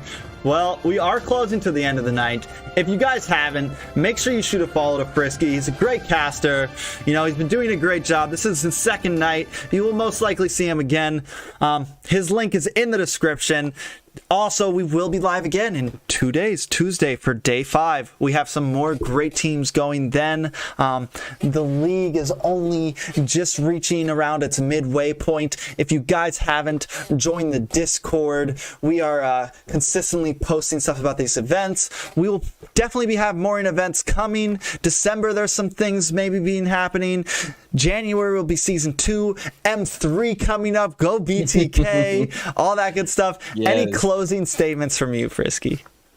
Again, yeah, it's just definitely great. I'm glad and thankful to be a part of this. Like I said, the Discord, his Discord would be great. If you guys have not yet joined the North American Discord, we're doing some amazing things over there. We're nearing the 50K mark, and we're doing a big giveaway, including not winning only some merchandise from the actual official SNK, which is the only merchandise that's available that has anything to do with Mobile Legends, but also you got some epic skins up for grabs as well. So if you haven't done that, come join the North American Discord server of MLBB. I was actually just got a message too from one of the people on the North American. They're doing a karaoke night or something. Yes, we got karaoke, night on Friday. It is, right? Yes, I'm definitely going to be coming to drop some bars. I told Spady I'm going to come and drop some bars. Yes. So I'll be there. If y'all want to come here, Senpai, drop some bars. Come check out the North American Discord Friday. I will post, if you want a link to the Discord, to my Discord, I'll be posting a link to it. And if you jump in there, I'll show you guys where the NA Discord is. They've been super supportive of this event. Before I even got approval from like official sponsorship from Moonton, Spady and a couple people on there helped me promote this event beforehand. So they're all cool mods on there, cool people. The North American Discord's lit for Mobile Legends. They've helped this event get to where it is. They've helped my Discord get to where it is. So much love in all ways. I will definitely post a link on there. Thank you everyone who has watched tonight. Thank you everyone who's been supporting, man. This league has been going great and I'm super happy where it's going and I can't wait for Tuesday. See you then.